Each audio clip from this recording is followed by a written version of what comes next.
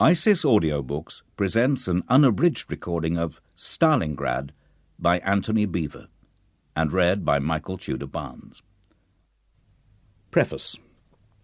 Russia, observed the poet Tyutchev, cannot be understood with the mind. The Battle of Stalingrad cannot be adequately understood through a standard examination. A purely military study of such a titanic struggle fails to convey its reality on the ground, rather as Hitler's maps in his Rastenburg Wolfschanze isolated him in a fantasy world, far from the suffering of his soldiers. The idea behind this book is to show, within the framework of a conventional historical narrative, the experience of troops on both sides, using a wide range of new material, especially from archives in Russia. The variety of sources is important to convey the unprecedented nature of the fighting and its effects on those caught up in it with little hope of escape. The sources include war diaries, chaplains' reports, personal accounts, letters, NKVD, security police interrogations of German and other prisoners, personal diaries, and interviews with participants. One of the richest sources, in the Russian Ministry of Defense Central Archive at Podolsk, consists of the very detailed reports sent daily from the Stalingrad front to Alexander Sherbakov, the head of the political department of the Red Army in Moscow.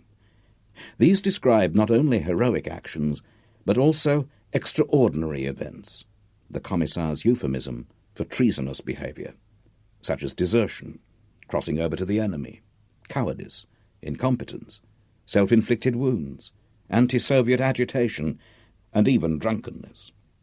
The Soviet authorities executed around 13,500 of their own soldiers at Stalingrad, equivalent to more than a whole division of troops. The main challenge, I soon realized, was to try to balance the genuine self-sacrifice of so many Red Army soldiers with the utterly brutal coercion used against waverers by the NKVD special departments, which very soon afterwards became part of SMERSH, counter-espionage. The barely believable ruthlessness of the Soviet system largely, but not entirely, explains why so many former Red Army soldiers fought on the German side. At Stalingrad, the Sixth Army's frontline divisions contained over 50,000 Soviet citizens in German uniform. Some had been brutally press-ganged into service through starvation in prison camps. Others were volunteers. During the final battles, many German reports testified to the bravery and loyalty of these Hiwis, fighting against their own countrymen. Needless to say, Beria's NKVD became frenzied with suspicion when it discovered the scale of the disloyalty. The subject is still taboo in Russia today. An infantry colonel with whom I happened to share a sleeping compartment on the journey down to Volgograd, the former Stalingrad, refused at first to believe that any Russian could have put on a German uniform. He was finally convinced when I told him of the Sixth Army ration returns in the German archives. His reaction, for a man who clearly loathed Stalin for his purges of the Red Army, was interesting. They were no longer Russians, he said quietly. His comment was almost exactly the same as the formula used over 50 years before, when Stalingrad front reported on former Russians, back to Sherbakov in Moscow. The emotions of the great patriotic war remain almost as unforgiving today as at the time. The whole story of folly, pitilessness, and tragedy is revealing in a number of unexpected ways. On the German side, the most striking aspect does not lie so much in the overt issue of Wehrmacht involvement in war crimes, still so hotly debated in Germany today. It lies in the confusion of cause and effect, especially the confusion between political beliefs and their consequences.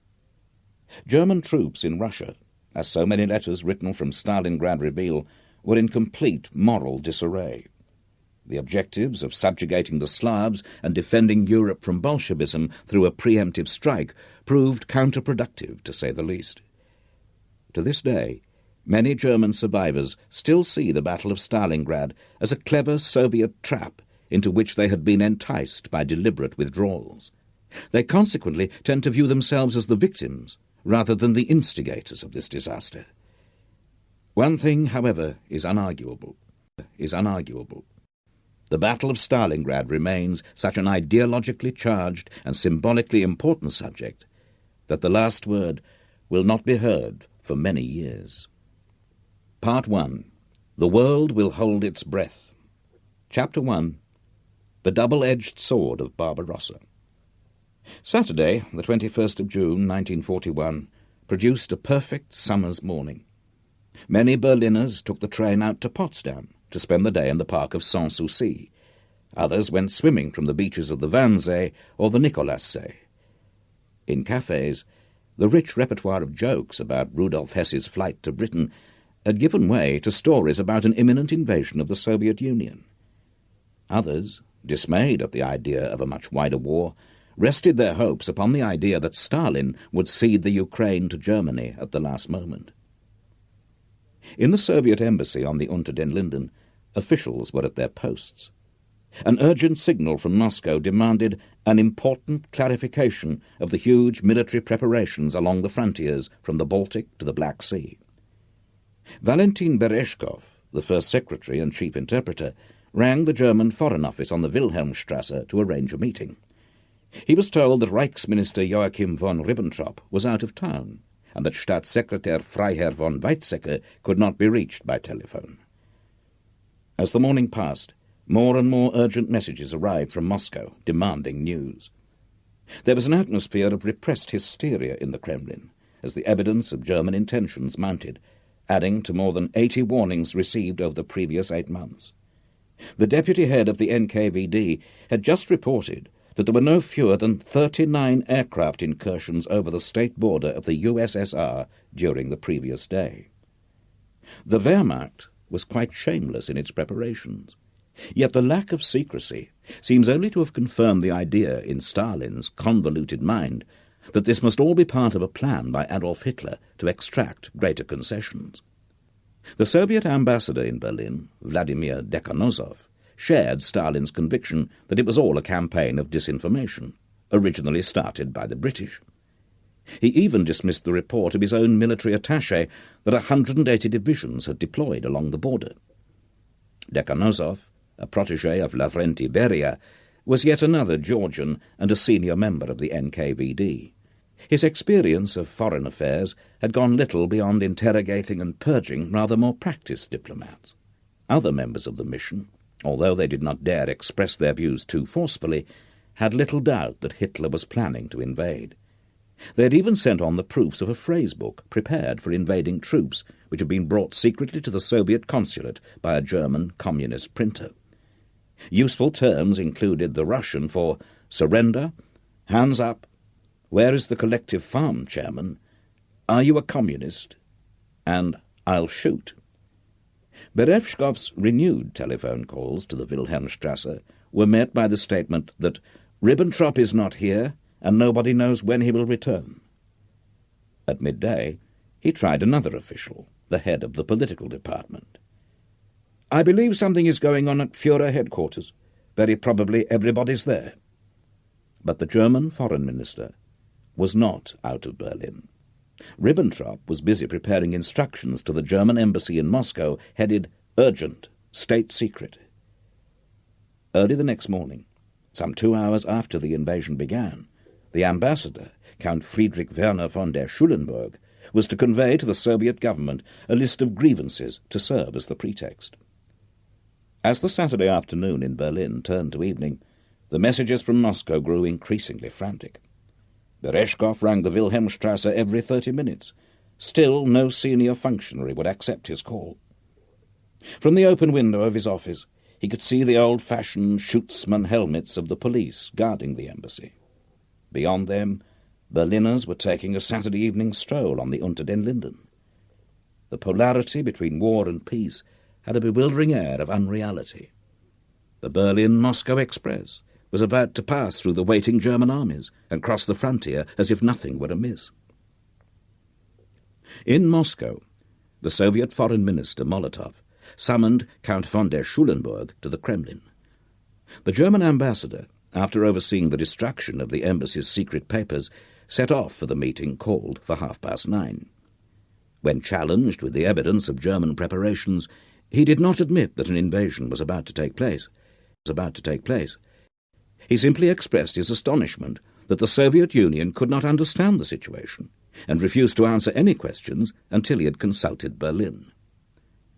Schulenburg, a diplomat of the old school, who believed in Bismarck's dictum that Germany should never make war on Russia, had good reason to be astonished by the Kremlin's ignorance. Over 2 weeks before, he had invited Dekhanozov, then back in Moscow, to a private lunch and warned him of Hitler's plans. The old Count clearly felt absolved from any loyalty to the Nazi regime after the Führer had blatantly lied to him, claiming to have no designs against Russia. But Dekhanozov, astonished at such a revelation, immediately suspected a trick. Stalin, reacting in the same way, exploded to the Politburo, "Disinformation has now reached ambassadorial level." Stalin was certain that most warnings had been Angliskaya provokatsia, part of a plot by Winston Churchill, the arch-enemy of the Soviet Union, to start a war between Russia and Germany. Since Hesse's flight to Scotland, the conspiracy had grown even more complicated in his mind. Stalin, who had refused to accept the possibility of an invasion until that Saturday afternoon, still remained terrified of provoking Hitler. Goebbels, with some justification, compared him to a rabbit mesmerized by a snake. A succession of reports from frontier guards told of tank engines being warmed up in the woods across the border, of German army engineers constructing bridges across rivers and removing barbed wire entanglements in front of their positions. The commander of the Kiev Special Military District warned that war would begin in a matter of hours. Reports arrived that in Baltic ports, German ships had suddenly stopped loading and sailed for home. Yet Stalin, the totalitarian dictator, still could not come to terms with the idea that events might be outside his control. That night, after long discussions in his study with senior commanders of the Red Army, Stalin agreed to the dispatch in code of a signal to all military district headquarters in the West. In the course of the 22nd to the 23rd of June 1941, sudden attacks by the Germans on the fronts of Leningrad, Baltic Special, Western Special, Kiev Special, and Odessa military districts are possible. The task of our forces is not to yield to any provocations likely to prompt major complications. At the same time, troops are to be at full combat readiness to meet a possible surprise blow by the Germans and their allies. The Navy, and some senior officers in the Red Army, had quietly ignored Stalin's orders against mobilization. But for many units, the warning order, which did not go out until after midnight, arrived too late. In Berlin, Berezhkov had given up any hope of getting through to Ribbentrop's office as the night wore on. Suddenly, at around 3 a.m, the telephone beside him rang. "Herr Reichsminister von Ribbentrop," announced an unfamiliar voice, "wishes to see representatives of the Soviet government at the Foreign Office in the Wilhelmstrasse." Berezhkov explained that it would take time to wake the ambassador and order a car. "The Reichsminister's motor car is already waiting outside your embassy. The minister wishes to see Soviet representatives immediately." Outside the embassy, Dekhanozov and Berezhkov found the black limousine waiting at the curb. An official of the Foreign Ministry in full uniform stood beside the door, while an SS officer remained seated beside the driver. As they drove off, Berezhkov noted that beyond the Brandenburg Gate, dawn was already spreading a glow in the sky above the trees of the Tiergarten. It was midsummer's morning. When they reached the Wilhelmstrasse, they saw a crowd of people outside. The entrance, with its wrought iron awning, was lit by camera lights for newsreel crews. Pressmen surrounded the 2 Soviet diplomats, momentarily blinding them with the flashbulbs of their cameras. This unexpected reception made Berezhkov fear the worst, but Dekhanozov appeared unshaken in his belief that Germany and Russia were still at peace.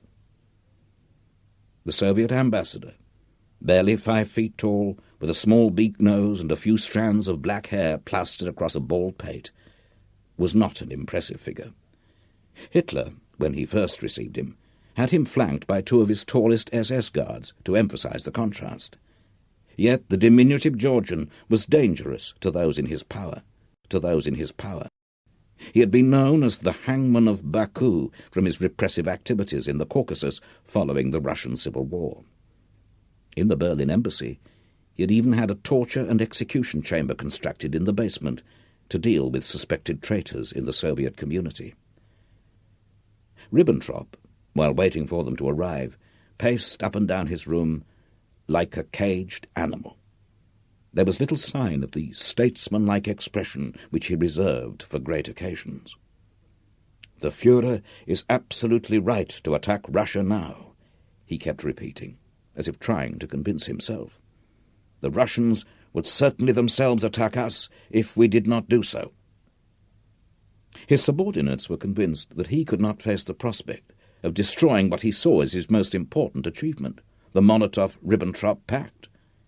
He may also have started to suspect that Hitler's reckless gamble could turn into the greatest disaster in history. The two Soviet representatives were shown into the Reichsminister's huge office.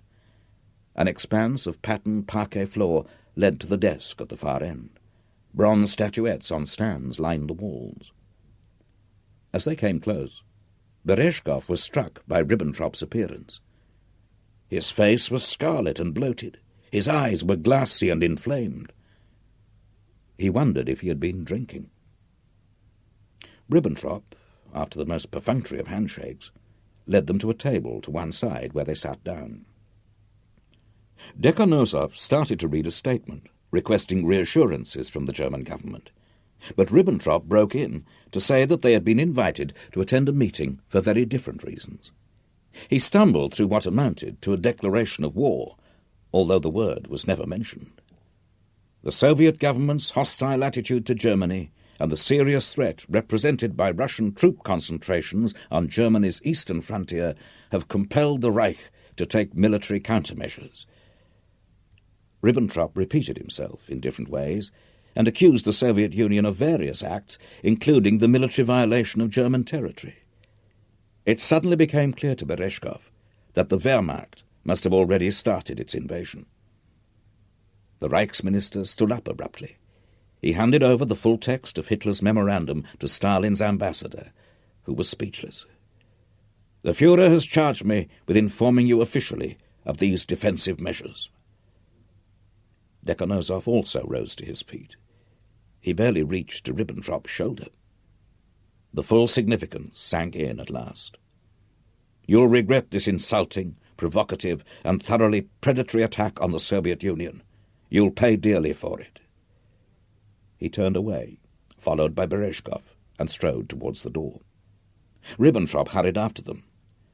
"Tell them in Moscow," he whispered urgently, "that I was against this attack." Dawn had broken by the time Dekhanosov and Berezhkov climbed into the limousine for the short ride back to the Soviet embassy. On the Unter den Linden, they found that a detachment of SS troops had already cordoned off the block. Inside, members of the staff awaiting their return told them that all their telephone lines had been cut. They tuned the wireless to a Russian radio station. Moscow was an hour ahead of German summertime, so there it was now 6 o'clock on the morning of Sunday, the 22nd of June. To their amazement and consternation, the news bulletin concentrated on increased production figures for Soviet industry and agriculture. It was followed by a Keep Fit broadcast. There was no mention of the German invasion. The senior NKVD and GRU, military intelligence officers, in the embassy immediately proceeded to the top floor, a restricted area sealed off with reinforced steel doors and steel-shuttered windows. Secret documents were fed into the special quick-burning ovens installed in case of emergency. In the Russian capital, the anti-aircraft defences had been alerted, but the bulk of the population still had no idea of what was happening. Members of the nomenklatura ordered into their offices felt paralysed from a lack of guidance. Stalin had not spoken. No dividing line between provocation and full-scale war had been defined, and nobody knew what was happening at the front. Communications had collapsed under the onslaught. The hopes of even the most fanatic Kremlin optimist were crumbling. confirmation was received at 3:15 a.m. from the commander of the Black Sea Fleet of a German bombing raid on the naval base of Sevastopol. Soviet naval officers could not help thinking of the surprise Japanese attack against Port Arthur in 1904.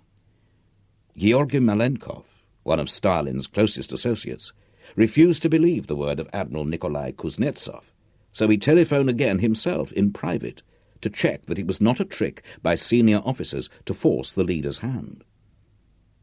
At 5:30, 2 hours after the assault began on the western frontiers, Schulenburg had delivered Nazi Germany's declaration of war to Molotov. According to one person present, the old ambassador had spoken with angry tears in his eyes, adding that personally he thought Hitler's decision was madness. Molotov had then hurried to Stalin's office, where the Politburo was assembled. Stalin, on hearing the news, apparently sank into his chair and said nothing. His succession of obsessive miscalculations offered much material for bitter reflection. The leader, most famed for his ruthless trickery, had fallen into a trap which was largely of his own making. The news from the front was so catastrophic over the next few days that Stalin, whose bullying nature contained a strong streak of cowardice, summoned Beria and Molotov for a secret discussion. Should they make peace with Hitler, whatever the price and humiliation, just like the Brest-Litovsk deal in 1918? They could give up most of the Ukraine, Belorussia, and the Baltic states.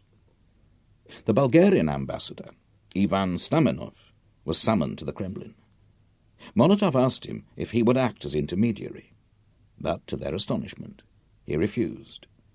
"Even if you retreat to the Urals," he replied, "you'll still win in the end." The vast majority of the population in the hinterland of the Soviet Union knew nothing of the disaster which had befallen their country. As befitted a day of rest, the centre of Moscow was empty. Admiral Kuznetsov, the Chief of Naval Staff, reflected on the peaceful scene in his car on the way to the Kremlin. The population of the capital still did not know that a fire was blazing on the frontiers and that our advance units were engaged in heavy fighting. Finally, at midday on the 22nd of June, Molotov's voice, not Stalin's, emerged from the wireless. "Today, at 4 o'clock in the morning, German troops attacked our country without making any claims on the Soviet Union and without any declaration of war." His statement gave little detail. "Our cause is just," he concluded woodenly. "The enemy will be beaten. We will be victorious." Molotov's choice of words was uninspired and his delivery awkward, but this announcement created a powerful reaction throughout the Soviet Union. The city of Stalingrad on the Volga may have been far from the fighting, but this did not diminish the effect. "It was as if a bomb had fallen out of the sky. It was such a shock," remembered a young female student. She promptly volunteered as a nurse. Her friends, especially Komsomol or communist youth members, began collections for the war effort. Reservists did not wait for mobilization orders. They reported at once.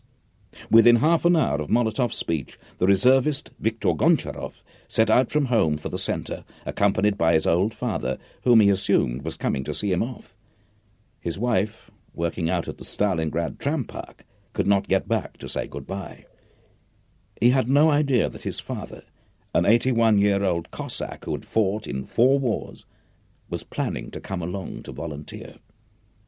But old Goncharov was furious when the staff at the centre rejected him. In Stalingrad Technical University, near the huge Stalingrad tractor factory, students put up a large map on the wall, ready to mark with flags the advance of the Red Army into Germany. "We thought," said one, "that with a huge, decisive blow we'd smash the enemy." Countless newsreels of tank production and aviation achievements had convinced them of the Soviet Union's immense industrial and military strength.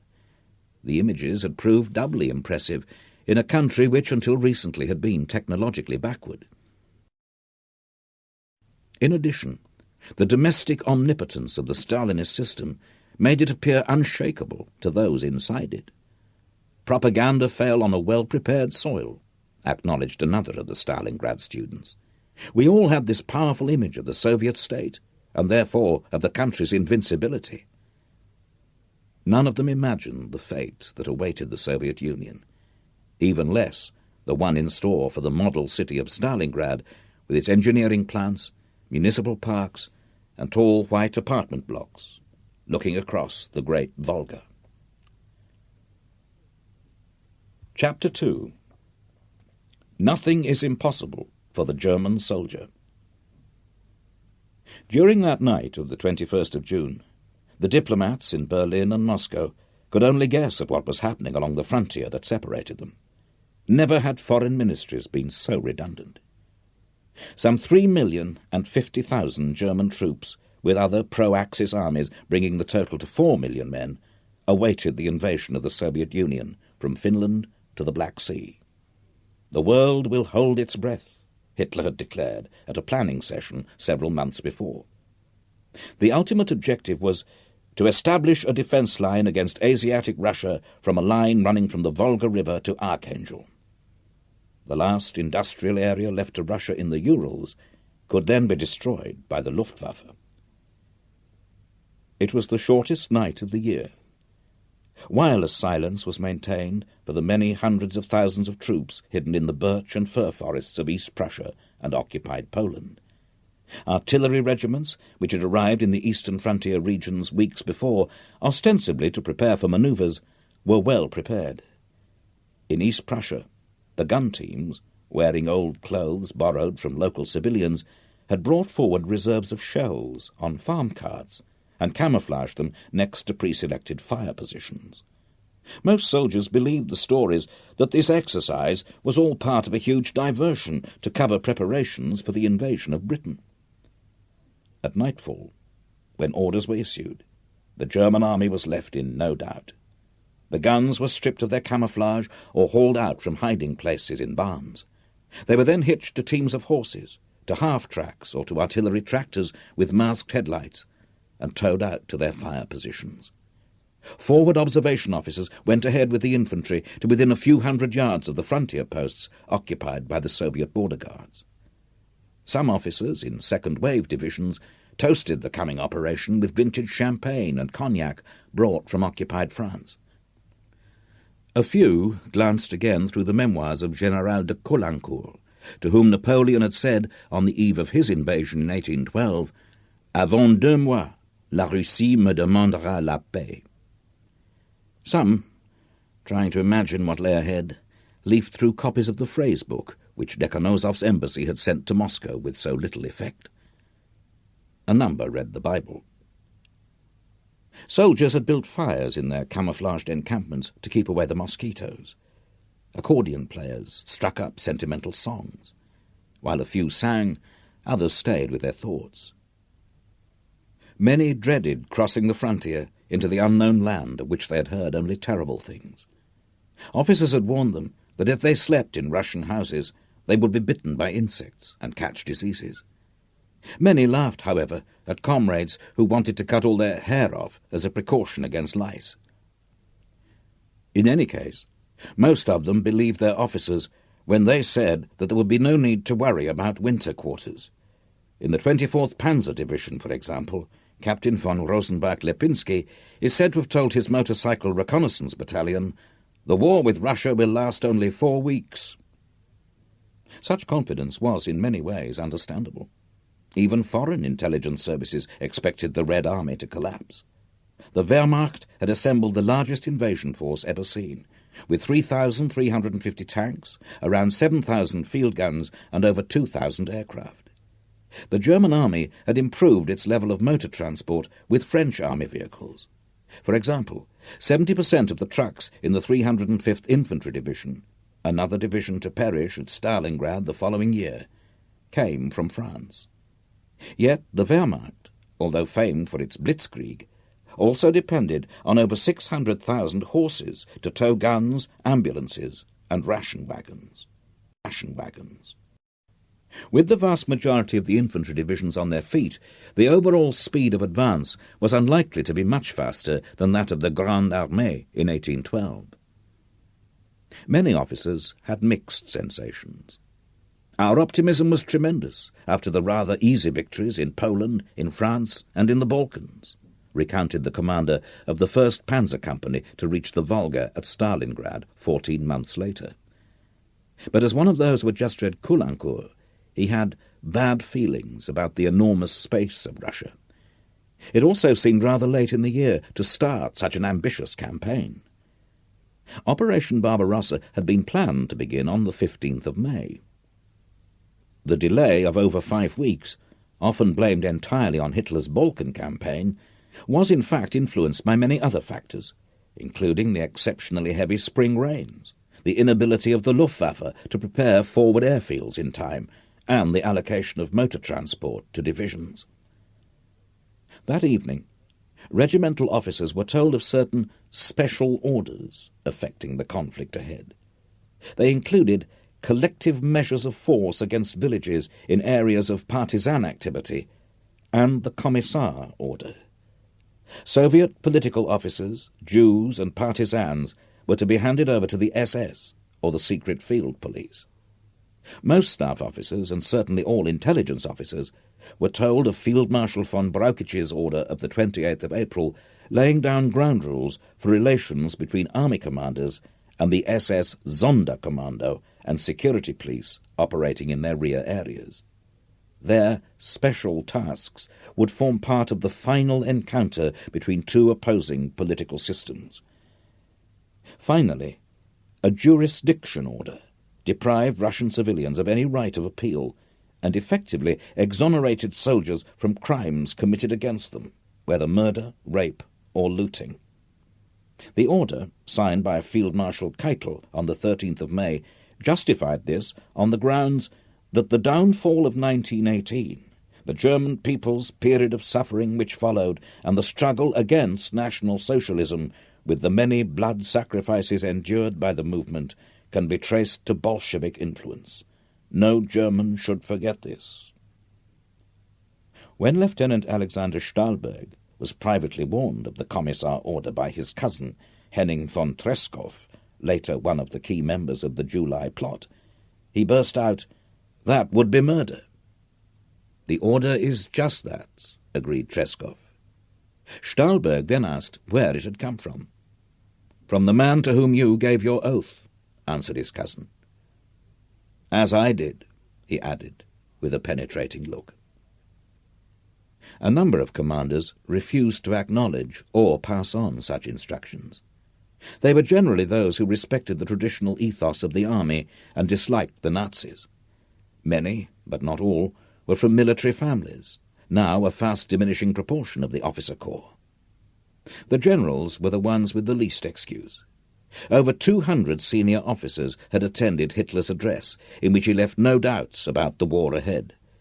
It was to be a battle between two opposing world views, a battle of annihilation against Bolshevik commissars and the communist intelligentsia. The idea of Rassenkampf, or race war, gave the Russian campaign its unprecedented character. Many historians now argue that Nazi propaganda had so effectively dehumanized the Soviet enemy in the eyes of the Wehrmacht that it was morally anesthetized from the start of the invasion. Perhaps the greatest measure of successful indoctrination was the almost negligible opposition within the Wehrmacht to the mass execution of Jews, which was deliberately confused with the notion of rear area security measures against partisans. Many officers were affronted by the Wehrmacht's abandonment of international law on the Ostfront, but only the tiniest minority voiced disgust at the massacres, even when it became clear that they belonged to a program of racial extermination. The degree of ignorance claimed after the war by many officers, especially those on the staff, is rather hard to believe in the light of all the evidence that has now emerged from their own files. 6th Army Headquarters, for example, cooperated with SS Sonderkommando 4A, which followed in its tracks almost all the way from the western frontier of the Ukraine to Stalingrad. Not only were staff officers well aware of its activities, they even provided troops to assist in the roundup of Jews in Kiev and transport them to the ravine of Babi Yar. What is particularly hard to assess in retrospect is the degree of initial ignorance at regimental level about the true programme, in which perhaps the cruelest weapon of all was to be starvation. Few officers saw the directive of the 23rd of May, which called for the German armies in the East to expropriate whatever they needed, and also to send at least 7 million tons of grain a year back to Germany. Yet it should not have been hard to guess its basic outline, with the orders to live off the land. Nazi leaders had no illusions about the consequences for civilians deprived of the Ukraine's resources. Many tens of millions will starve, predicted Martin Bormann. Goering bragged that the population would have to eat Cossack saddles.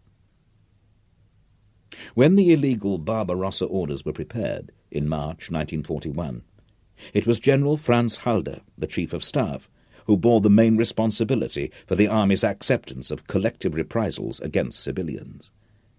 As early as the first week in April 1941, two opponents of the regime, the former ambassador Ulrich von Hassel and General Ludwig Beck, were shown copies of these secret orders by Lieutenant Colonel Helmut Grosskurt, who was to perish soon after the surrender at Stalingrad.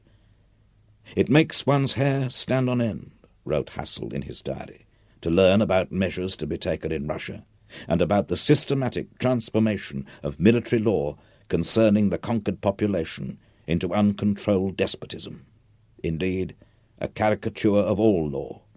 This kind of thing turns the German into a type of being which had existed only in enemy propaganda.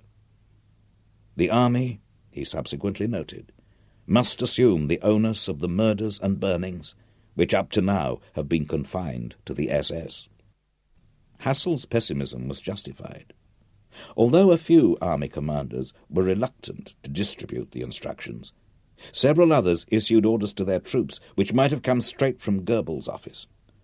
The most notorious order of all came from the commander of the Sixth Army, Field Marshal von Reichenau.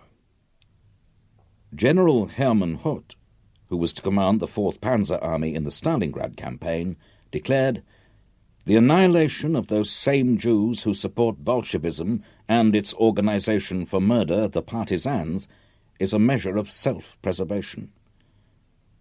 General Erich von Manstein, a Prussian Guards officer admired as the most brilliant strategist of the whole Second World War, and who privately admitted to being partly Jewish, issued an order shortly after taking over command of the 11th Army, in which he declared, "The Jewish Bolshevik system must be rooted out once and for all." He even went on to justify the necessity of harsh measures against Jewry. There was little mention of this in his post-war memoirs, Lost Victories. The acceptance of Nazi symbols on uniform and the personal oath of allegiance to Hitler had ended any pretense that the army remained independent from politics. The generals followed Hitler in these circumstances, Field Marshal Paulus acknowledged many years later in Soviet captivity, and as a result they became completely involved in the consequences of his policies and conduct of the war. In spite of all the Nazis' attempts to reshape the German army, it was not as monolithic at regimental level in June 1941 as some writers have made out. The difference in character between a Bavarian, an East Prussian, a Saxon, and above all an Austrian division would be remarked upon immediately. Even within a division from a particular region there could be strong contrasts. For example, in the 60th Motorized Infantry Division, which was later trapped at Stalingrad, many young officers in its volunteer battalions came from the Technische Hochschule in Danzig and were caught up in the heady atmosphere of the city's return to the fatherland. "For us," wrote one of them, "National Socialism was not a party program, but the very essence of being German." On the other hand, the officers in the division's reconnaissance battalion, 160 Aufklärungsabteilung, a sort of mechanized yeomanry cavalry, came mainly from East Prussian landowning families. They included Prince Zudona Slobitten, who had served in the Kaiser's Garde du Corps in the Ukraine in 1918. The 16th Panzer Division was firmly in the tradition of the old Prussian army. Its 2nd Panzer Regiment, which spearheaded the dash to Stalingrad the following summer, was descended from the oldest Prussian cavalry regiment, the Great Elector's Life Guard cuirassiers. The regiment had so many members of the nobility that few were addressed by their military rank. Instead of Herr Hauptmann or Herr Leutnant, one of their tank crewmen remembered, it was Herr Fürst or Herr Graf. The regiment had suffered such low losses in the Polish and French campaigns that its peacetime identity remained virtually untouched. Traditions from an earlier age offered an advantage. Within the regiment, observed an officer from another panzer division, it was safe to talk. Nobody in Berlin could joke like us about Hitler. Officer conspirators on the general staff were able to talk about deposing Hitler, even to uncommitted generals, without risking denunciation to the Gestapo. Dr. Alois Beck, the Catholic chaplain of the 297th Infantry Division, was convinced that of the 3 Wehrmacht services, the army was the least influenced by National Socialist ideology. In the Luftwaffe, those who disliked the regime remained silent. You could not entirely trust any German in those days, said a lieutenant in the 9th Flak Division who was captured at Stalingrad. He dared to talk freely with only one fellow officer, who had once admitted in private that the Nazis had exterminated a mentally ill cousin of his. One historian has pointed out that although the Wehrmacht should not be regarded as a homogeneous entity, the degree to which its different elements were willing to participate in a war of extermination against the Soviet Union, be it as an anti-Russian, anti-Bolshevik, or anti-Jewish crusade, is an area of research that needs to be pursued. Prince Dohna, with the 60th Mechanized Infantry Division, was shocked by my own callousness when he reread his diary many years later. Today, it seems impossible to understand that I could have allowed myself to have been caught up unprotesting in this megalomania, but we were dominated by the feeling of being part of a tremendous war machine which was rolling irresistibly to the east against Bolshevism. At 3:15 a.m. German time on the 22nd of June, the first artillery barrages began. Bridges over rivers were seized before the NKVD border guards reacted. The guards' families, who lived at the frontier posts, died with them. In some cases, demolition charges had been removed earlier by silent raiding parties. German commando groups from the Sonderverband Brandenburg, named after their barracks on the edge of Berlin, were already to the rear of Russian frontier units, cutting telephone lines. And since late April, small teams of anti-communist Russian and Ukrainian volunteers had been infiltrated with radio sets. As early as the 29th of April, Beria had been informed of 3 groups of spies caught crossing the border with radio sets. Those taken alive had been handed over to the NKGB for further interrogation. The first sign of dawn on the 22nd of June appeared ahead of the infantry on the eastern horizon as point units facing water obstacles clambered into assault boats. Many infantry regiments, as they advanced the last few hundred yards to their start lines, could hear waves of bombers and fighters approaching from behind. Gull-winged Stukas flying at a lower altitude were off in search of tank parks, headquarters, and communication centres behind the lines. A Red Army engineer officer at 4th Army headquarters was awoken by the sound of massed aero engines. He recognized the sound from the Spanish Civil War, in which he had served as an advisor. The bombs were falling with a piercing shriek, he recorded. The army headquarters building we had just left was shrouded in smoke and dust. The powerful blasts rent the air and made our ears ring, Another flight appeared. The German bombers dived confidently at the defenceless military settlement. When the raid was over, thick black pillars of smoke billowed up from many places. Part of the headquarters building was in ruins. Somewhere, a high-pitched, hysterical female voice was crying out. The main Luftwaffe effort was directed against the Red Army's aviation regiments. Preemptive sorties over the next 9 hours destroyed 1,200 Soviet aircraft, the vast majority on the ground. Messerschmitt pilots could hardly believe their eyes when, banking over aerodromes, instantly recognizable from photo reconnaissance, they glimpsed hundreds of enemy planes neatly lined up at dispersal beside the runways. Those which managed to get off the ground or arrive from airfields further east proved easy targets. Some Soviet pilots, who either had never learned aerial combat techniques or knew that their obsolete models stood no chance, even resorted to ramming German aircraft. A Luftwaffe general described these air battles against inexperienced pilots as infanticide. The panzer divisions, with the engines of their tanks and half-tracks running, heard little except through their headphones. They received the order to advance as soon as the infantry had secured the bridges and crossings. The task of the panzer formations was to cut through and then encircle the bulk of the enemy's army, trapping it in a kessel, or cauldron.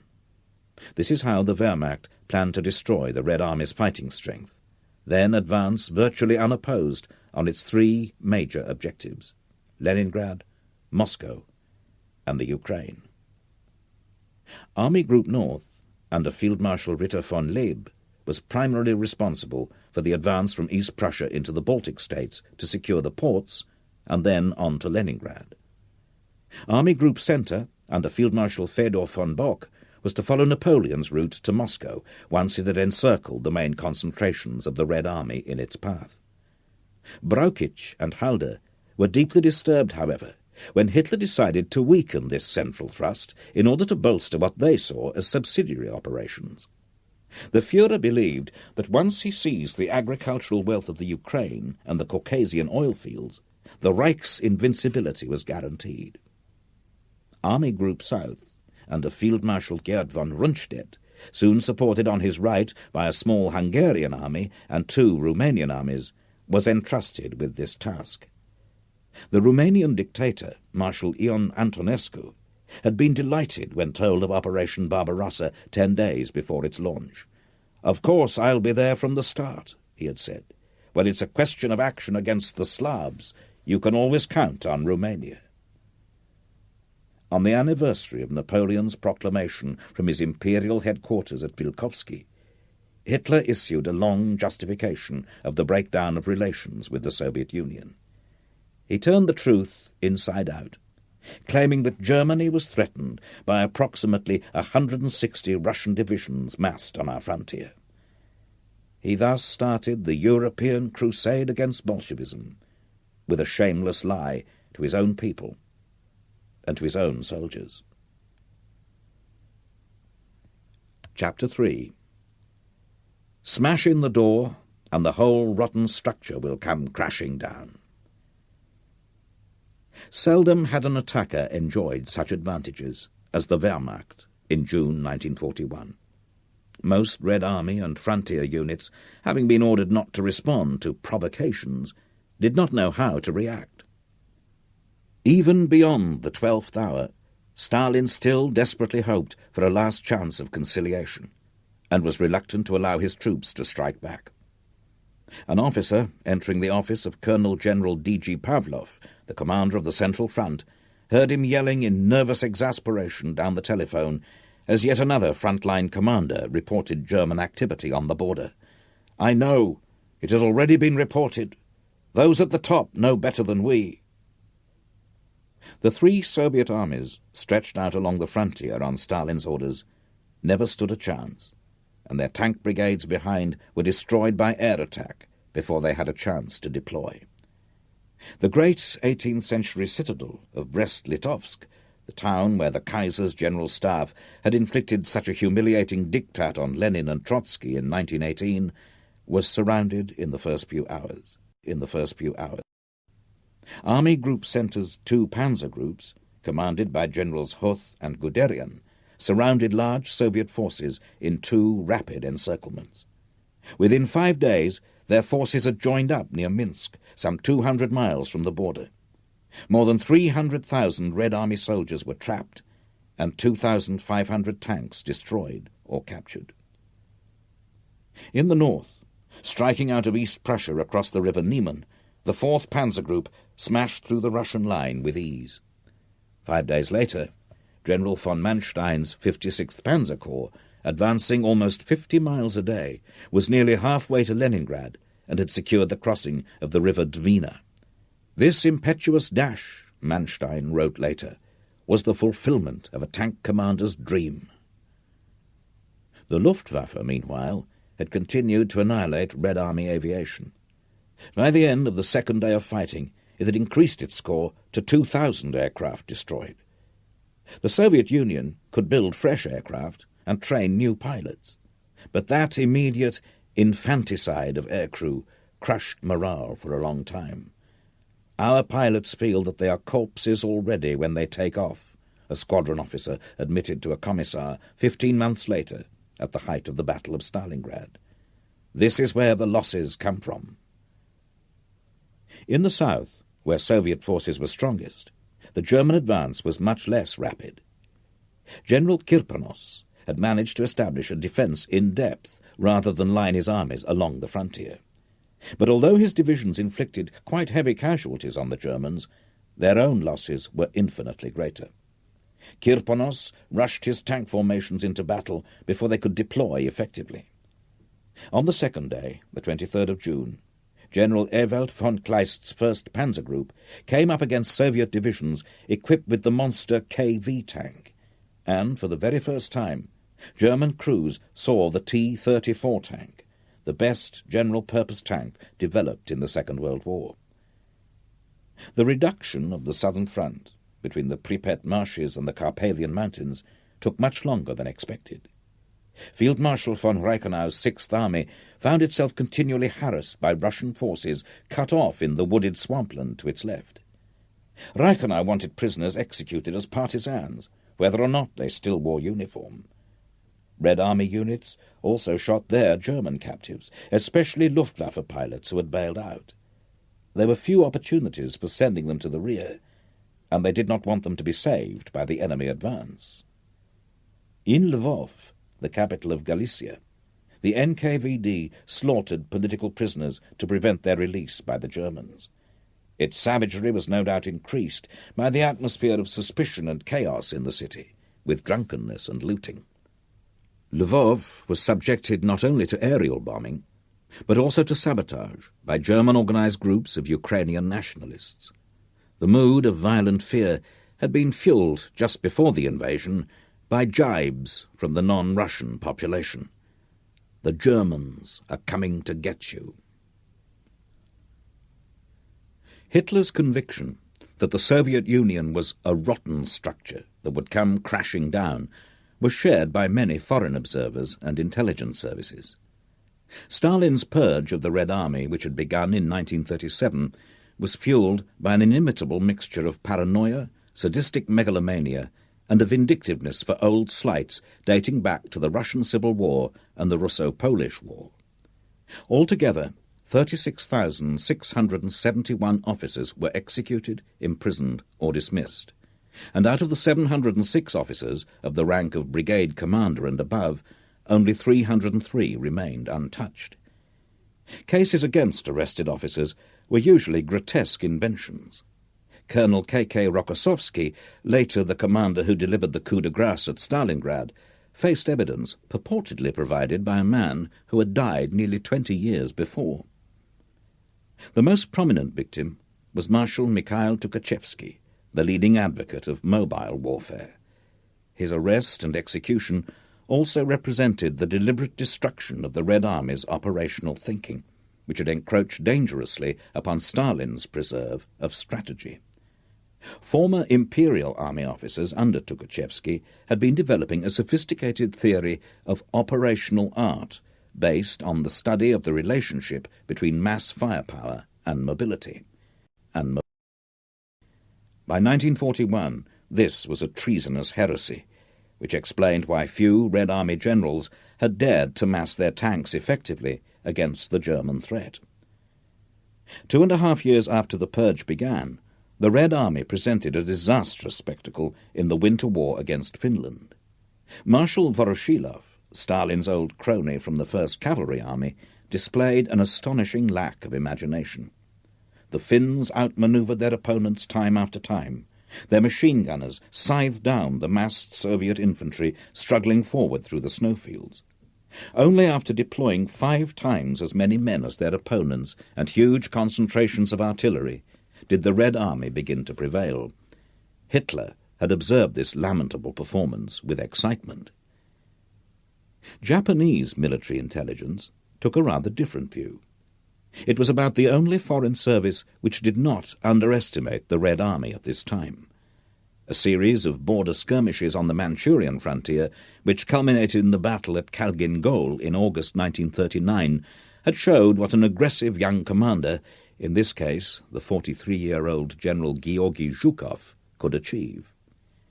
In January 1941, Stalin was persuaded to promote Zhukov to Chief of the General Staff. He was therefore right at the centre when, on the day after the invasion, Stalin set up a Supreme General Staff headquarters under its old Tsarist name of Stavka. The great leader then appointed himself Commissar of Defence and Supreme Commander of the Soviet Armed Forces. In the first days of Barbarossa, German generals saw little to change their low opinion of Soviet commanders, especially on the central part of the front. General Heinz Guderian, like most of his colleagues, was struck by the readiness of Red Army commanders to waste the lives of their men in prodigious quantities. He also noted in a memorandum that they were severely hampered by the political demands of the state leadership and suffered a basic fear of responsibility. This, combined with bad coordination, meant that orders to carry out necessary measures, countermeasures in particular, are issued too late. Soviet tank forces were insufficiently trained and lacked intelligence and initiative during the offensive. All of this was true, but Guderian and his colleagues underestimated the desire within the Red Army to learn from its mistakes. The process of reform was not, of course, easy or rapid. Stalin and his placemen, especially senior commissars, refused to acknowledge that their political interference and obsessive blindness had caused such disasters. Front and army commanders had been hamstrung by the Kremlin's militarily illogical instructions. To make matters worse, the dual command system of commissars approving orders was reinstituted on the 16th of July. The political controllers of the Red Army tried to escape their responsibility by accusing frontline commanders and their staff officers of treason, sabotage, or cowardice. General Pavlov, the commander of the central part of the front, and the general yelling down the telephone that those at the top knew better what was going on, was not saved by having followed orders. Accused of treason, he became the most prominent victim to be executed in this second round of the Red Army purges. The paralyzing atmosphere in headquarters can be imagined. A sapper expert in mines who arrived at a command centre accompanied by NKVD border guards because they knew the area was greeted by expressions of terror. A general babbled pathetically, "I was with the troops, and I did everything. I'm not guilty of anything." Only then did the sapper officer realize that on seeing the green tabs of his escort, these staff officers had thought that he had come to arrest them. During this hysteria of deflected blame, the groundwork for reorganization began. Zhukov's Stavka Directive of the 15th of July 1941 set down a number of conclusions following the experience of 3 weeks of war against German fascism. His main argument was that the Red Army had suffered from bad communications and over large, sluggish formations, which simply presented a vulnerable target for air attack. Large armies with several corps made it difficult to organize command and control during a battle, especially because so many of our officers are young and inexperienced. Even if the purges were not mentioned, their shadow was impossible to forget. The Stavka, he wrote, therefore believes it is necessary to prepare to change to a system of small armies, consisting of a maximum of 5 or 6 divisions. This step, when eventually introduced, greatly improved the rapidity of response, largely by cutting out the corps level of command between division and army. The biggest mistake made by German commanders was to have underestimated Ivan, the ordinary Red Army soldier. They quickly found that surrounded or outnumbered Soviet soldiers went on fighting when their counterparts from Western armies would have surrendered. Right from the first morning of Barbarossa, there were countless cases of extraordinary courage and self-sacrifice, although not perhaps as many as there were of mass panic. But that was largely due to the confusion. The defence of the citadel of Brest-Litovsk is the most striking example. German infantry occupied the complex after a week of heavy fighting, but some Red Army soldiers held out for almost a month from the initial attack without any resupply of ammunition or food. One of the defenders scratched on a wall, "I am dying, but do not surrender. Farewell, motherland. 2741." This piece of wall is still reverently preserved in the Central Museum of the Armed Forces in Moscow. What is not mentioned is that several of the wounded Soviet soldiers captured in the citadel managed to survive Nazi prisoner-of-war camps until liberated in 1945. Instead of being treated as heroes, they were sent straight to the Gulag by Smersh, following Stalin's order that anyone who had fallen into enemy hands was a traitor. Stalin even disowned his own son, Yakov, captured near Vitebsk on the 16th of July. As the chaos on the Russian side lessened during the summer, the resistance became more dogged. General Halder, who at the beginning of July had felt that victory was at hand, soon felt less certain. "Everywhere the Russians fight to the last man," he wrote in his diary. "They capitulate only occasionally." Guderian also admitted that Russian infantrymen were nearly always stubborn in defence, and added that they showed skill in fighting at night and in forests. These two advantages, above all night fighting, were to prove far more important than the Germans realized. The German commanders had believed that no society run by political terror could defend itself against a determined attack from outside. The warm welcome from civilians convinced many Germans that they would win. Devout Ukrainians, who had suffered one of the most terrifying man-made famines in history, greeted the arrival of military vehicles with black crosses as symbolic of a new crusade against the Antichrist. But Hitler's plans of subjugation and exploitation could only strengthen the rotten structure by forcing even those who loathed the Stalinist regime to support it. Stalin and the apparatus of the Communist Party quickly recognized the need to shift their rhetoric away from Marxist-Leninist clichés. The phrase, "the Great Patriotic War," appeared in a headline in the first issue of Pravda to appear after the invasion, and Stalin himself soon took up this deliberate evocation of the patriotic war against Napoleon. Later that year, on the anniversary of the October Revolution, he went on to invoke the distinctly unproletarian heroes of Russian history, Alexander Nevsky, Dmitry Donskoy, Suvorov, and Kutuzov. The preservation of Stalin's personal reputation was greatly helped by the political ignorance of the majority of the population. Few, outside the nomenklatura and the well-connected intelligentsia, linked him directly with the refusal to acknowledge the threat from Germany and the disasters of late June. Stalin, in his broadcast of the 3rd of July, did not, of course, take any of the blame. He addressed the people as brothers and sisters, and told them that the motherland was in great danger, with the Germans advancing deep into the Soviet Union. On balance, this admission strengthened the mood of the country with its unprecedented frankness, because until then the official communiques had spoken only of heavy losses inflicted on the enemy. It was nevertheless a great shock to many, such as the students of Stalingrad Technical University, waiting to mark the advance of Red Army troops into Germany with flags on their wall map. When the shocking and incomprehensible advance of the Wehrmacht became clear, the map was hurriedly taken down. Whatever one may think about Stalinism, there can be little doubt that its ideological preparation through deliberately manipulated alternatives provided ruthlessly effective arguments for total warfare. All right-thinking people had to accept that fascism was bad and must be destroyed by any means. Fascism was totally devoted to the destruction of the Communist Party. Therefore, it should lead the struggle. This form of logic is captured in Wassily Grossman's novel Life and Fate. "The hatred fascism bears us," declared Mostovsky, an old Bolshevik who had fallen foul of Stalinism, "is yet another proof, a far-reaching proof, of the justice of Lenin's cause." Political arguments were, however, of secondary importance for the majority of the population. Their real stimulus came from a visceral patriotism.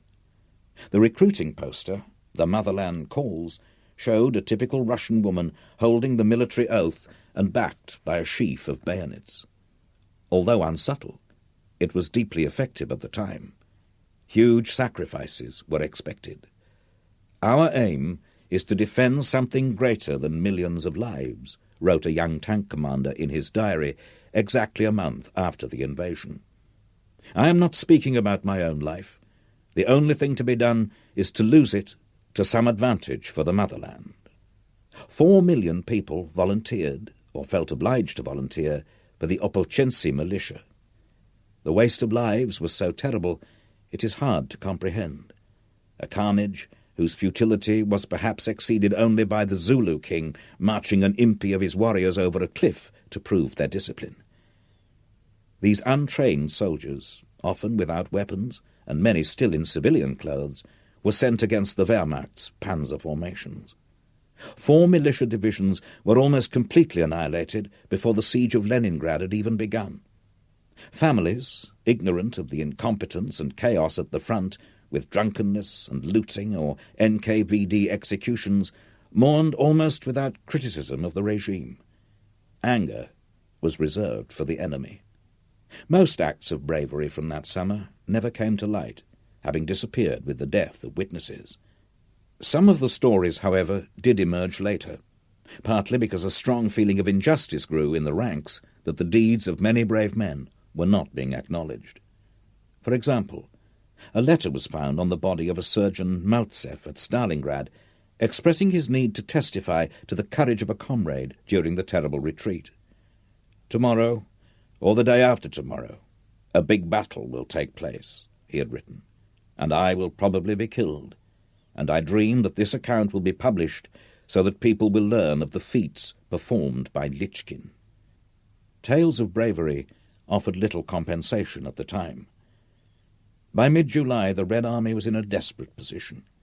In the first 3 weeks of fighting, it had lost 3,500 tanks, over 6,000 aircraft, and some 2 million men, including a significant proportion of the Red Army officer corps. The next disaster was the battle round Smolensk during the second half of July, in which several Soviet armies were trapped. Although at least 5 divisions escaped, some 300,000 Red Army prisoners were still taken by the beginning of August. Over 3,000 tanks and 3,000 guns were also lost. Many more Soviet divisions were then sacrificed, one after the other, to prevent Field Marshal von Bock's panzer divisions seizing the rail junctions of Yelnaya and Roslavel and sealing another pocket. Some historians, however, argue convincingly that this delayed the German advance at a crucial moment, with important consequences later.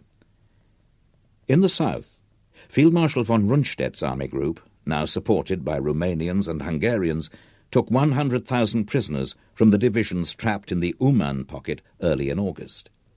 The advance into the Ukraine, across the open, rolling prairie with sunflowers, soybeans, and unharvested corn, seemed unstoppable. The greatest concentration of Soviet forces, however, lay round the Ukrainian capital of Kiev. Their commander-in-chief was another of Stalin's cronies, Marshal Budyenny, with Nikita Khrushchev as chief commissar, whose main responsibility was the evacuation of industrial machinery to the east. General Zhukov warned Stalin that the Red Army must abandon Kiev to avoid encirclement. But the Soviet dictator, who had just told Churchill that the Soviet Union would never give up Moscow, Leningrad, and Kiev, lost his temper and removed him from his position as chief of the General Staff. Once Rundstedt's mobile forces had finished at Uman, they continued, veering to the south of Kiev. The 1st Panzer Group then swung north, joining up with Guderian's divisions, whose sudden strike down from the central front took the Soviet command by surprise. The danger of a terrible trap became plain, but Stalin refused to abandon Kiev. He only changed his mind when it was far too late. On the 21st of September, the encirclement battle of Kiev ended. The Germans claimed a further 665,000 prisoners. Hitler called it the greatest battle in world history. The Chief of the General Staff, Halder, on the other hand, called it the greatest strategic mistake of the campaign in the East. Like Guderian, he felt that all their energies should have been concentrated on Moscow. The advancing invaders, overrunning one position after another, suffered a confusion of emotions and ideas as they gazed with a mixture of disbelief, contempt, and also fear on the communist enemy, who had fought to the last. The piles of corpses seemed even more dehumanized when charred, and with half their clothes stripped from them by the force of a shell blast. "Look closely at these dead, these Tatar dead, these Russian dead," wrote a journalist attached to the German army in the Ukraine. "They are new corpses, absolutely brand new, just delivered from the great factory of the Piatiletka, or 5-year plan. They're all the same, mass-produced. They typify a new race, a tough race, these corpses of workers killed in an industrial accident." Yet, however compelling the image, it was a mistake to assume that the bodies before them were simply modern communist robots. They were the remains of men and women who, in most cases, had reacted to a sense of patriotism that was somehow both spiritual and visceral. Chapter 4. Hitler's Hubris, the delayed battle for Moscow. "The vastness of Russia devours us," wrote Field Marshal von Rundstedt to his wife just after his armies had successfully completed the Uman encirclement. The moods of German commanders had started to swing between self-congratulation and unease. They were conquering huge territories, yet the horizon seemed just as limitless. The Red Army had lost over 2 million men, yet still more Soviet armies appeared. At the outset of the war, General Halder wrote in his diary on the 11th of August, "We reckoned on about 200 enemy divisions. Now we have already counted 360. The door had been smashed in, but the structure was not collapsing. By mid-July, the Wehrmacht had lost its initial momentum. It was simply not strong enough to mount offensives in 3 different directions at once.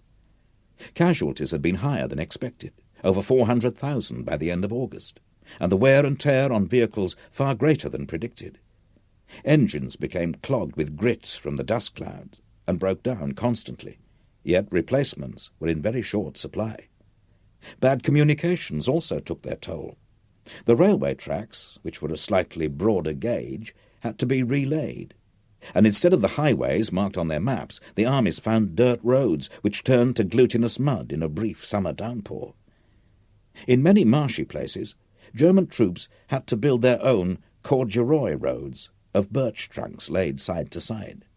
The further they advanced into Russia, the harder it was to bring supplies forward. Panzer columns racing ahead frequently had to stop through lack of fuel. The infantry divisions, which composed the bulk of the army, were marching up to 40 miles a day, but more usually around 20, their jackboots roasting in the summer heat.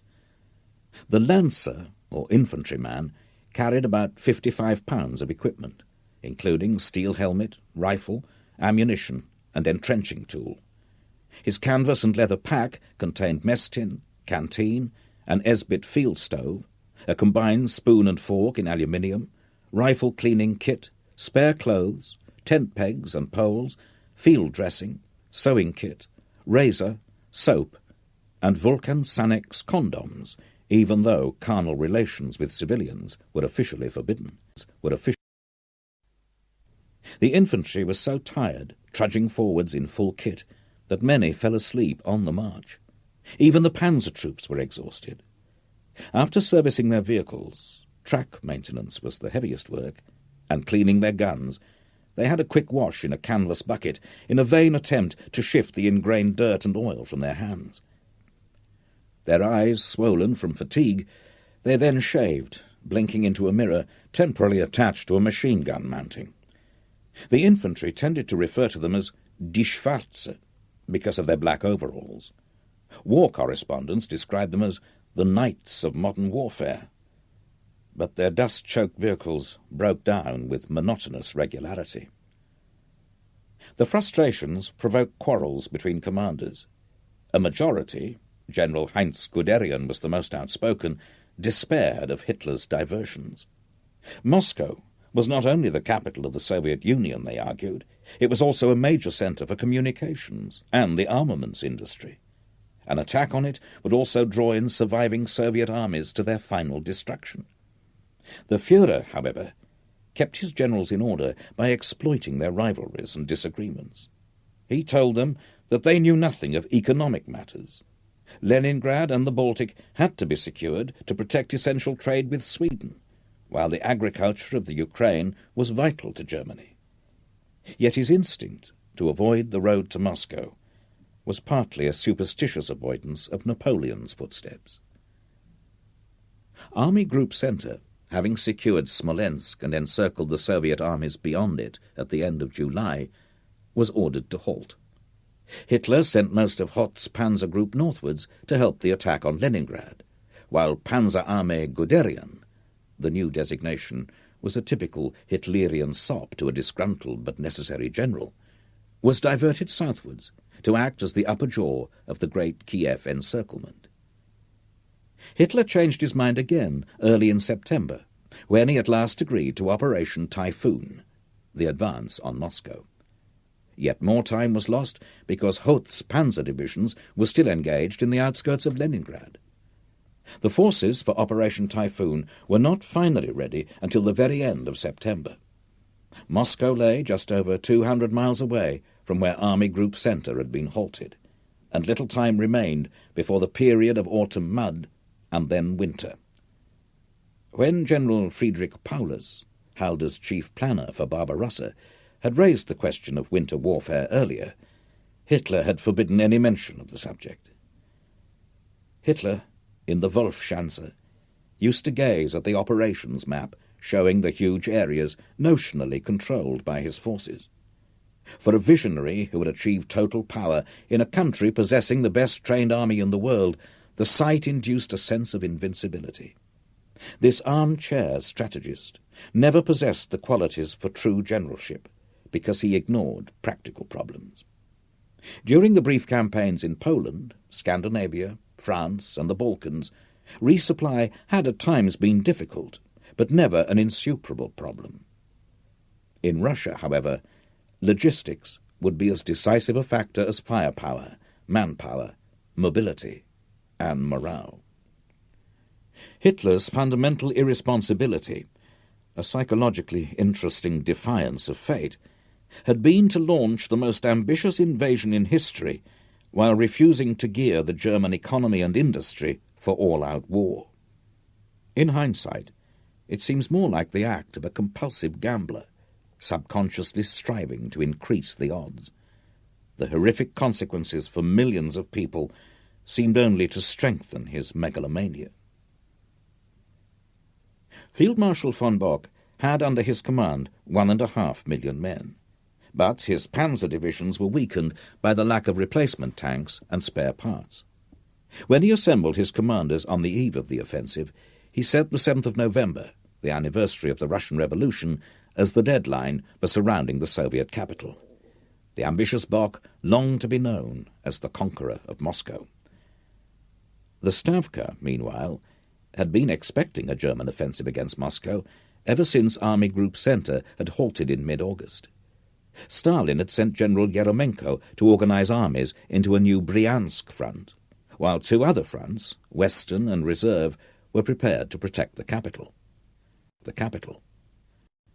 Yet, in spite of these precautions, Yeremenko's forces were taken by surprise when, early on the morning of the 30th of September, Guderian's Panzerschwerpunkte struck their southern flank out of an autumnal mist. The sun soon broke through, making a warm, clear day, ideal for the offensive. The Germans had nothing to fear from the air. At that moment, less than 5% of Red Army aviation in European Russia still survived. During the first days of October, the offensive went perfectly for the Germans, with the panzer groups and Field Marshal Kesselring's Second Air Fleet working closely together. Yeremenko asked the Stavka for permission to withdraw, but no permission was given. On the 3rd of October, Guderian's point units on the right reached the city of Orel, 125 miles behind Yeremenko's lines. Surprise was complete. As the leading panzers raced up the main street past trams, passers-by waved to them, assuming they were Russian. The Red Army had not even had time to prepare charges to blow up the important arms factories. On the 6th of October, Yeremenko and his staff narrowly escaped capture by German tanks soon after midday.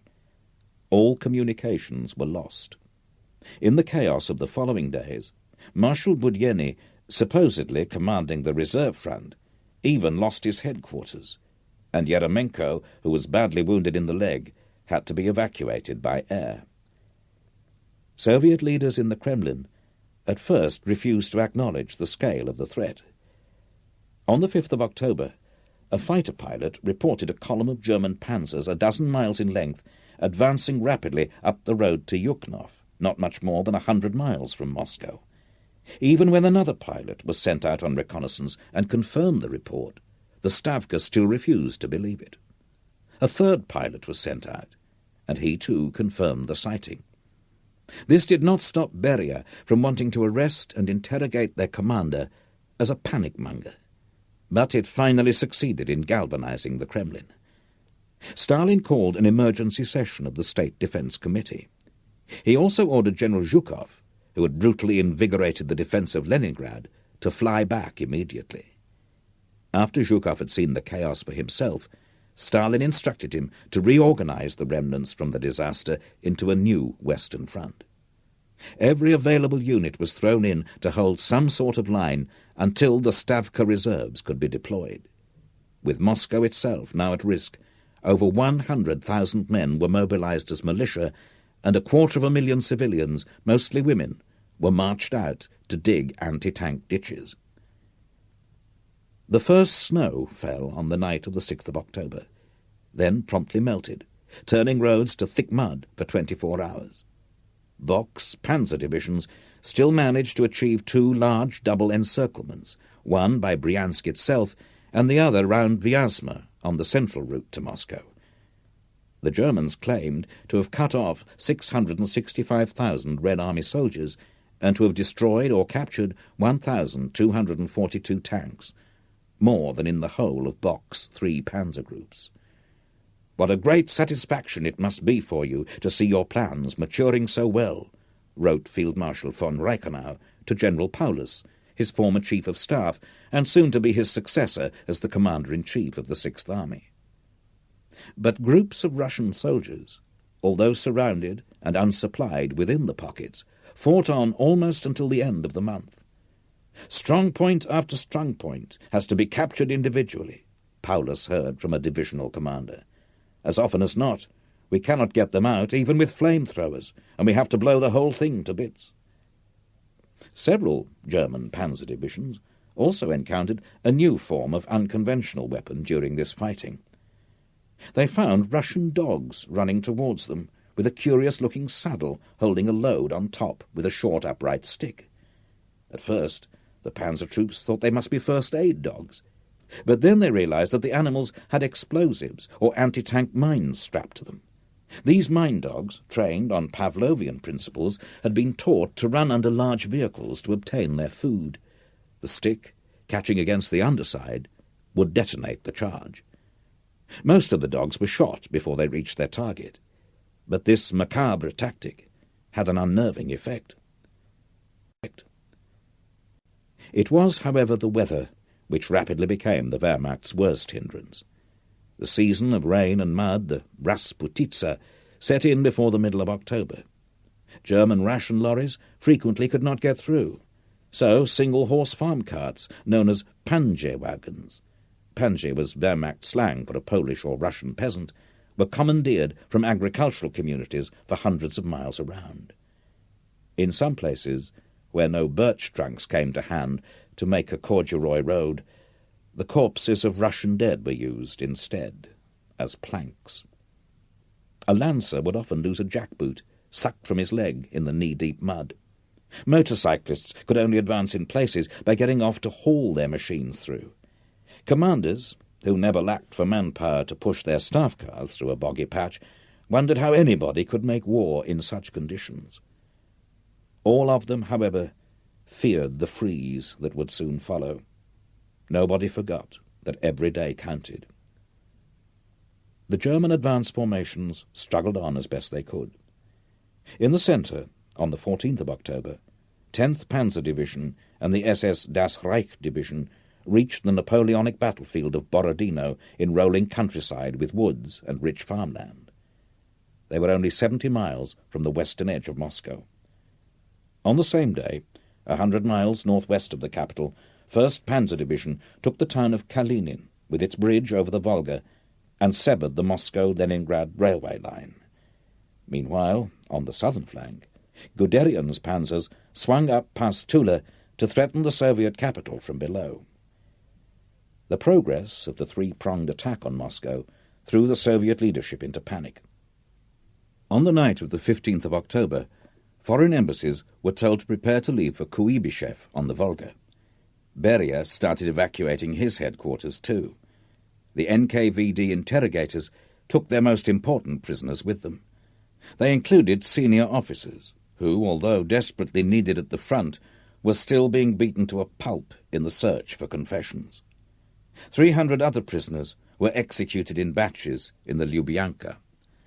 At the end of the month, however, Stalin told the chief of the NKVD to halt what Beria himself called his mincing machine.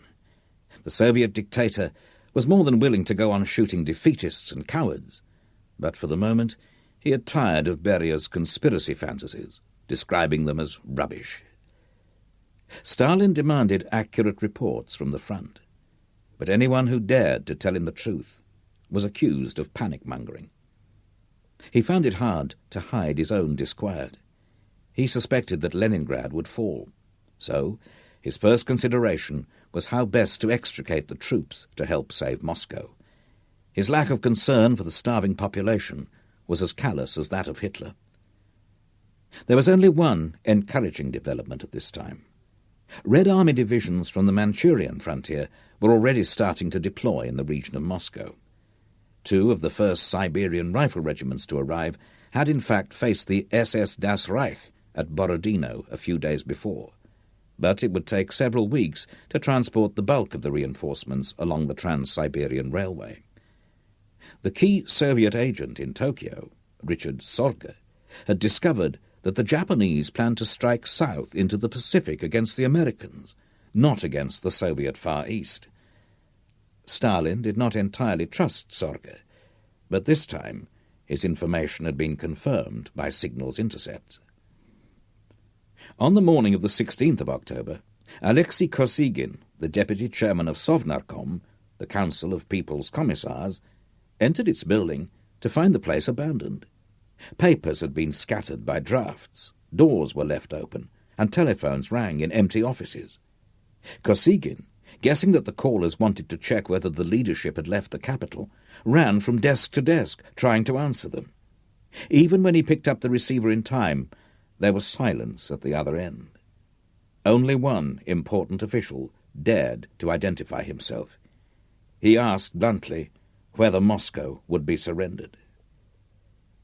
At Stalin's crisis meeting in the Kremlin on the 17th of October, with Molotov, Malenkov, Beria, and Alexander Sherbakov, the new chief of the Red Army political department, plans were discussed for mining factories, bridges, railways, roads, and even that Stalinist showpiece, the Moscow Metro. No public announcement was made about the evacuation of the remaining ministries to Kuibyshev, but news spread with astonishing rapidity, considering the penalties for defeatist talk. Stories circulated that Stalin had been arrested in a Kremlin coup, that German paratroopers had dropped in Red Square and other enemy troops had infiltrated the city in Soviet uniform. The fear that the capital was about to be abandoned to the enemy provoked thousands to try to get out, storming trains in stations. Food riots, looting and drunkenness turned many minds to the chaos in 1812 which led to the burning of Moscow. Stalin had considered leaving, but changed his mind. It was Alexander Sherbakov, with his impassive Buddha face, with thick horn-rimmed glasses resting on the tiny, turned-up button of a nose, wearing a plain khaki tunic with only one decoration on it, the Order of Lenin, who announced on Moscow radio Stalin's decision to remain. A state of siege was declared on the 19th of October. Beria brought several regiments of NKVD troops into the city to restore order. Panic-mongers were shot along with looters and even drunkards. In the popular mind, there was only one test of whether the city would be defended or abandoned. Was the military parade for the anniversary of the revolution going to take place on Red Square? The people of Moscow seemed to provide the answer themselves, rather than wait for their leader to speak. Rather like the defence of Madrid exactly 5 years before, the mood suddenly turned from one of mass panic to one of mass defiance. Stalin, with his uncanny instinct, soon realized the symbolic importance of the parade in Red Square, even if Lenin's mummified corpse had been evacuated to a safer place. Molotov and Beria at first thought the idea crazy, with the German Luftwaffe in easy striking distance. But Stalin told them to concentrate every anti-aircraft battery available round the capital. The cunning old impresario was planning to borrow the best dramatized touch from the siege of Madrid, when, on the 9th of November 1936, the 1st International Brigade of Foreign Volunteers had paraded up the Gran Via to the populace's wildly enthusiastic but mistaken cheers of "Vivan los Rusos." They had then marched straight on through the city to face Franco's Army of Africa on its western edge. In Moscow, Stalin decided, reinforcements for Zhukov's armies would march through Red Square, past the saluting base of Lenin's mausoleum, and straight on to face the invader. He knew the value that newsreel footage of this event would have when distributed round the world. He also knew the right response to Hitler's speeches. "If they want a war of extermination," he growled on the eve of the anniversary parade, "they shall have one." The Wehrmacht was by now severely handicapped by the weather. Bad visibility hampered the flying artillery of the Luftwaffe. Field Marshal von Bock's armies, forced to halt at the end of October for resupply and reinforcement, were spurred on by desperation to finish off the enemy before the real winter came. The fighting in the second half of November was relentless. Regiments on both sides were reduced to fractions of their former numbers. Guderian, having found himself blocked by strong resistance at Tula, south of Moscow, swung further round to the right. On the left flank, Hoth's panzers pushed forward to cross the Moskva-Volga Canal. From one point north of Moscow, German troops could see through their binoculars the muzzle flashes of the anti-aircraft batteries round the Kremlin. Zhukov ordered Rokossovsky to hold the line at Kryukovo with the remains of his 16th Army. "There can be no further falling back," he ordered on the 25th of November. Rokossovsky knew that he meant what he said. Russian resistance was so determined that the weakened German forces slowed to a halt. At the end of November, in a last-ditch attempt, Field Marshal von Kluge sent a large force straight up the main road to Moscow, the Minsk chaussee along which Napoleon's troops had marched. They broke through, but numbing cold and the suicidal resistance of Soviet regiments blunted their attack. Guderian and Kluge, on their own initiative, began to withdraw their most exposed regiments. Guderian took the decision sitting in the Tolstoy house of Yasnaya Polyana, with the grave of the great writer covered by snow outside. They wondered what would happen next along the whole central front. The deep German salients either side of Moscow were vulnerable, but the desperation and shortages of the troops they had been fighting convinced them that the enemy had also been fought to a standstill. They never imagined that the Soviet leadership was secretly massing fresh armies behind Moscow. Winter had arrived in full force, with snow, bitter winds, and temperatures dropping below minus 20 degrees centigrade. German tank engines were frozen solid. In the front line, the exhausted infantrymen dug bunkers to shelter from the cold as much as from enemy bombardment. The ground had started to freeze so hard that they needed to light big fires on it first before attempting to dig. Headquarters staffs and rear echelons occupied peasant houses, expelling Russian civilians into the snow. Hitler's refusal to contemplate a winter campaign meant that his soldiers suffered terribly. Many of the men are going about with their feet wrapped in paper, and there is a great dearth of gloves, wrote the commander of a panzer corps to General Paulus. Except for their coal scuttle helmets, many German soldiers were by now hardly recognizable as members of the Wehrmacht. Their own close-fitting, steel-shod jackboots simply hastened the process of frostbite, so they had resorted to stealing the clothes and boots of prisoners of war and civilians. Operation Typhoon may have inflicted huge casualties on the Red Army, but it cost the smaller Wehrmacht irreparable losses in trained men and officers. "This is no longer the old division," wrote the chaplain of 18th Panzer Division in his diary. "All around are new faces.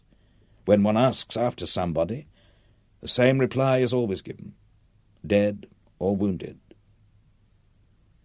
Field Marshal von Bock was forced to acknowledge at the beginning of December that no further hope of strategic success remained. His armies were exhausted, and the cases of frostbite, which reached over 100,000 by Christmas, were rapidly outstripping the numbers of wounded. But any hope that the Red Army was also incapable of further attack was suddenly shattered, just as the temperature fell to minus 25 degrees centigrade. The Siberian divisions, including many ski troop battalions, formed only a part of the counterattack force prepared secretly on Stavka orders. New aircraft and squadrons from the Far East had been assembled on airfields to the east of Moscow. Some 1,700 tanks, mainly the highly mobile T-34, whose unusually broad tracks coped with the snow and ice far better than German panzers, were also ready for deployment. Most Red Army soldiers, but far from all, were equipped for winter warfare, with padded jackets and white camouflage suits. Their heads were kept warm with ushanki, round fur caps with ear flaps at the side, and their feet with large valenki, felt boots. They also had covers for the working parts of their weapons, and special oil to prevent the action from freezing. On the 5th of December, General Koniev's Kalinin front attacked the outer edge of the Germans' northern salient. Salvos of Katyusha rockets fired from multiple launchers, which German soldiers had already nicknamed Stalin organs, acted as the terrifying heralds of the onslaught. The following morning, Zhukov threw in the first shock army, Rokossovsky's 16th Army, and two others against the inner side of the salient. To the south of Moscow, Guderian's flanks were also attacked from different directions. Within 3 days, his lines of communication were gravely threatened. In the centre, continual attacks prevented Field Marshal von Kluge from diverting troops from his 4th Army to help the threatened flanks. For the first time, the Red Army enjoyed air superiority. The aviation regiments brought up to aerodromes behind Moscow had protected their aircraft from the cold, while the weakened Luftwaffe, operating from improvised landing strips, had to defrost every machine by lighting fires under its engines. The Russians enjoyed a harsh satisfaction at the abrupt change in fortunes. They knew the retreat would be cruel for the ill-clad German soldiers struggling back through blizzards and the frozen snowfields. The conventional counterattacks were greatly aided by raids causing panic and chaos in the German rear. Partisan detachments, organized by officers of NKVD frontier troops sent behind enemy lines, attacked from frozen marshes and the forests of birch and pine. Siberian winter warfare battalions from the 1st Shock Army appeared suddenly out of the haze, The only warning was the hiss of their skis on the snow crust. Red Army cavalry divisions also ranged far into the rear, mounted on resilient little Cossack ponies. Squadrons and entire regiments would suddenly appear 15 miles behind the front, charging artillery batteries or supply depots with drawn sabres and terrifying war cries. The Soviet plan of encirclement rapidly became clear. In 10 days, Bock's armies were forced to pull back anything up to 100 miles. Moscow was saved. The German armies, ill-equipped for winter warfare, were now doomed to suffer in the open. Events elsewhere had also been momentous. On the 9th of December, 3 days after the main counterattack started, the Japanese had attacked Pearl Harbor. 2 days later, Hitler announced to the cheers of the Greater German Reichstag housed in the Berlin Kroll Opera that he had declared war on the United States of America. During that second week of December, a savagely exultant Stalin became convinced that the Germans were on the point of disintegration. Reports of their line of retreat, with scenes of abandoned guns, horse carcasses, and the bodies of frozen infantrymen half covered in drifting snow, tended to encourage the idea of another 1812. There had also been outbreaks of panic in the German rear. Support troops, whose vehicles often became unusable in the terrible conditions, were shaken by unexpected attacks far behind the lines. Visceral fears of barbarous Russia surged inside them. They felt very far from home. Stalin was obsessed with the opportunity, and fell into Hitler's mistake of believing in the power of the will while discounting the reality of insufficient supplies, bad transport, and exhausted troops. His ambition knew no bounds as he gazed at the Stavka decision map. He demanded much more than an extension of the counterattacks against Army Group Center. On the 5th of January 1942, Stalin's plans for a general offensive were fully set out at a joint meeting of the Stavka and the State Defense Committee. He wanted major offensives in the north to cut off the besiegers of Leningrad, and also in the south, back into the lost territories of the Ukraine and the Crimea, an idea strongly encouraged by Marshal Timoshenko. Zhukov and others who tried to warn of the dangers failed utterly. The Führer, also preoccupied by thoughts of 1812, had issued a stream of orders against any retreat. He was convinced that if they held out through the winter, they would break the historical curse on invaders of Russia. His intervention has long been the subject of debate. Some argue that his resolution saved the German army from annihilation. Others believe that his demands to hold ground at any cost led to terrible and unnecessary losses in trained men which Germany could not afford. The retreat never really risked becoming a rout, if only because the Red Army lacked the communications, the reserves, and the transport needed to continue the pursuit. Hitler, however, was convinced that his strength of will in the face of defeatist generals had saved the whole Ostfront. This was to have disastrous consequences at Stalingrad the following year, bolstering his obstinacy to a perverse degree. The fighting became increasingly chaotic, with front lines swirling in different directions on the map as Stalin's general offensive deteriorated into a series of flailing brawls. Several Soviet formations became cut off as they broke through the German front with insufficient support. Stalin had underestimated the capacity of German troops to recover from a reverse. In most cases, they fought back ferociously, well aware of the consequences of being caught in the open. Commanders on the spot assembled scratch units, often including support personnel, and bolstered their defences with whatever armament was available, especially flak guns. Northeast of Moscow, at Kolm, a force 5,000 strong, led by General Scherer, held out, resupplied by parachute drops. The much larger Demyansk-Kessel, with 100,000 men, was resupplied by Junkers 52 transports, painted white for camouflage. Over 100 flights a day, bringing in a total of 60,000 tons of supplies and evacuating 35,000 wounded, allowed the defenders to hold out against several Soviet armies for 72 days. The German troops were half-starved when finally relieved at the end of April. Yet the conditions for Russian civilians trapped in the pocket were infinitely worse. Nobody knows how many died. They had nothing to eat save the entrails of the horses slaughtered for the soldiers. Yet this operation determined Hitler in his belief that encircled troops should automatically hold on. It was part of the fixation which greatly contributed to the disaster at Stalingrad less than a year later. Stalin's callous abandonment of General Andrei Vlasov's Second Shock Army, cut off in marshes and forests 100 miles northwest of Demyansk, did not, however, serve as a warning to Hitler, even after the embittered Vlasov surrendered and, throwing in his lot with the Germans, agreed to raise an anti-Stalinist Russian army.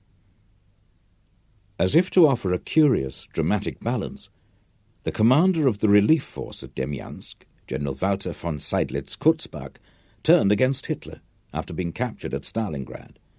Then, in September 1943, as will be seen, he volunteered to raise a small army from prisoners of war to be air-landed in the Reich to start an uprising. It was a proposal which the suspicious Beria did not take up. With troops in the open, at temperatures sometimes dropping to minus 40 degrees centigrade, Hitler's almost superstitious refusal to order winter clothing had to be remedied. Goebbels quickly managed to mask the truth. An appeal to the population at home provided newsreel footage of national solidarity, with women handing over fur coats, even winter sports champions bringing in their skis for the Ostfront. The response encouraged Hitler to declaim over lunch at the Wolfschanze, "The German people have heard my call." But when the clothes started to arrive towards the end of December, soldiers tried them on with cynical amusement or wonder. The garments, clean and sometimes smelling of mothballs, created a strange impression on the lice-plagued recipients. "You could see the sitting room with the sofa," wrote a lieutenant, "or the child's bed, or perhaps the young girl's room from which they came. It could have been on another planet." Sentimental thoughts of home were not just a form of escapism from their world of vermin and filth, but also from an environment of escalating brutality in which conventional morality had become utterly distorted.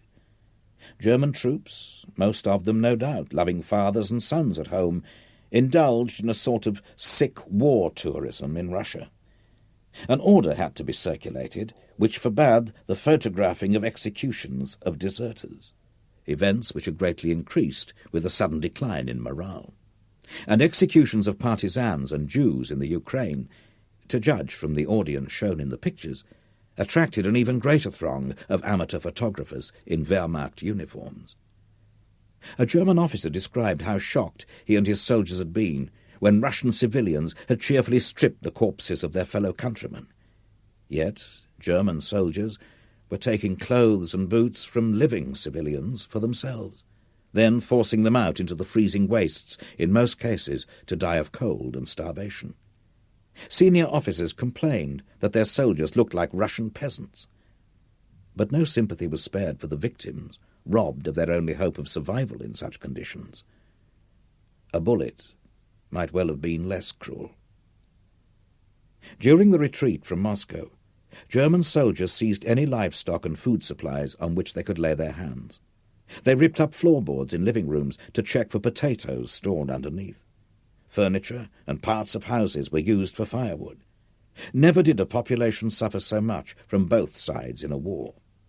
Stalin had signed an order on the 17th of November ordering Red Army units, aviation, artillery, ski troops, and partisan detachments to destroy and burn to ashes all houses and farms for up to 40 miles behind the German lines to deny the enemy shelter. The fate of Russian women and children was not considered for a moment. The combination of battle stress and the horrors of war increased the suicide rate among German soldiers. Suicide in field conditions is tantamount to desertion, troops were warned in one order. A soldier's life belongs to the fatherland. Most shot themselves when alone on sentry duty. Men would pass the long dark nights thinking of home and dreaming of leave. Samizdat, discovered by Russian soldiers on German bodies, demonstrates that they were indeed cynics as well as sentimentalists. Christmas, ran one spoof order, will not take place this year for the following reasons. Joseph has been called up for the army. Mary has joined the Red Cross. Baby Jesus has been sent with other children out into the countryside to avoid the bombing. The three wise men could not get visas because they lack proof of Aryan origin. There will be no star because of the blackout. The shepherds have been made into sentries, and the angels have become Blitzmedeln, telephone operators. Only the donkey is left, and one can't have Christmas with just a donkey. The military authorities were concerned that soldiers going home on leave would demoralize the home population with horror stories of the Ostfront. "You are under military law," ran the forceful reminder, "and you are still subject to punishment. Don't speak about weapons, tactics, or losses. Don't speak about bad rations or injustice. The intelligence service of the enemy is ready to exploit it." One soldier, or more likely a group, produced their own version of instructions, entitled Notes for Those Going on Leave. Their attempt to be funny reveals a great deal about the brutalizing effects of the Ostfront. "You must remember that you are entering a National Socialist country, whose living conditions are very different to those to which you have become accustomed. You must be tactful with the inhabitants, adapting to their customs, and refrain from the habits which you have come to love so much. Food. Do not rip up the parquet or other kinds of floor because potatoes are kept in a different place. Curfew. If you forget your key, try to open the door with the round-shaped object. Only in cases of extreme urgency, use a grenade. Defense against partisans. It is not necessary to ask civilians the password and open fire on receiving an unsatisfactory answer. Defense against animals. Dogs with mines attached to them are a special feature of the Soviet Union. German dogs, in the worst cases, bite, but they do not explode. Shooting every dog you see, although recommended in the Soviet Union, might create a bad impression. Relations with the civil population. In Germany, just because somebody is wearing women's clothes does not necessarily mean that she is a partisan. But in spite of this, they are dangerous for anyone on leave from the front. General. When on leave back in the fatherland, take care not to talk about the paradise existence in the Soviet Union in case everybody wants to come here and spoil our idyllic comfort. A certain cynicism even emerged over medals. When a winter campaign medal was issued the following year, it quickly became known as the Order of the Frozen Flesh. There were more serious cases of disaffection. Field Marshal von Reichenau, the Commander-in-Chief of the Sixth Army, exploded in rage just before Christmas on finding the following examples of graffiti on the buildings allotted for his headquarters. "We want to return to Germany. We've had enough of this. We are dirty and have lice and want to go home." And "We didn't want this war." Reichenau, while acknowledging that such thoughts and moods were evidently the result of great tension and deprivation, put full responsibility on all officers for the political and moral condition of their troops. And while a small group of well-connected officers, led by Henning von Treschow, plotted to assassinate Hitler, at least one communist cell was at work in the ranks. The following appeal, in front letter number 3, to set up soldier committees in each unit, in each regiment, in each division, was found by a Russian soldier in the lining of the greatcoat of a German soldier. "Comrades, who is not up to his neck in shit here on the Eastern Front? It is a criminal war unleashed by Hitler, and it is leading Germany to hell. Hitler must be got rid of, and we soldiers can do this. Soldiers can do this. The fate of Germany is in the hands of people at the front. Our password should be, away with Hitler. Against the Nazi lie. The war means the death of Germany." The dynamics of power during total war inevitably strengthened state control even further. Any criticism of the regime could be attacked as enemy-inspired propaganda, and any opponent could be portrayed as a traitor. Hitler's ascendancy over his generals was unchallenged, and they became the scapegoats for the former corporal's obsessions. Those commanders who disagreed with his policy of holding on at all costs in December 1941 were removed. He forced Brauchitsch to retire and appointed himself commander-in-chief instead, on the grounds that no general possessed the necessary National Socialist will. The German army managed to re-establish a firm defence line east of Smolensk, but its eventual destruction had become virtually certain. We can now see, with the benefit of hindsight, that the balance of power, geopolitical, industrial, economic and demographic, swung decisively against the Axis in December 1941, with the Wehrmacht's failure to capture Moscow and the American entry into the war.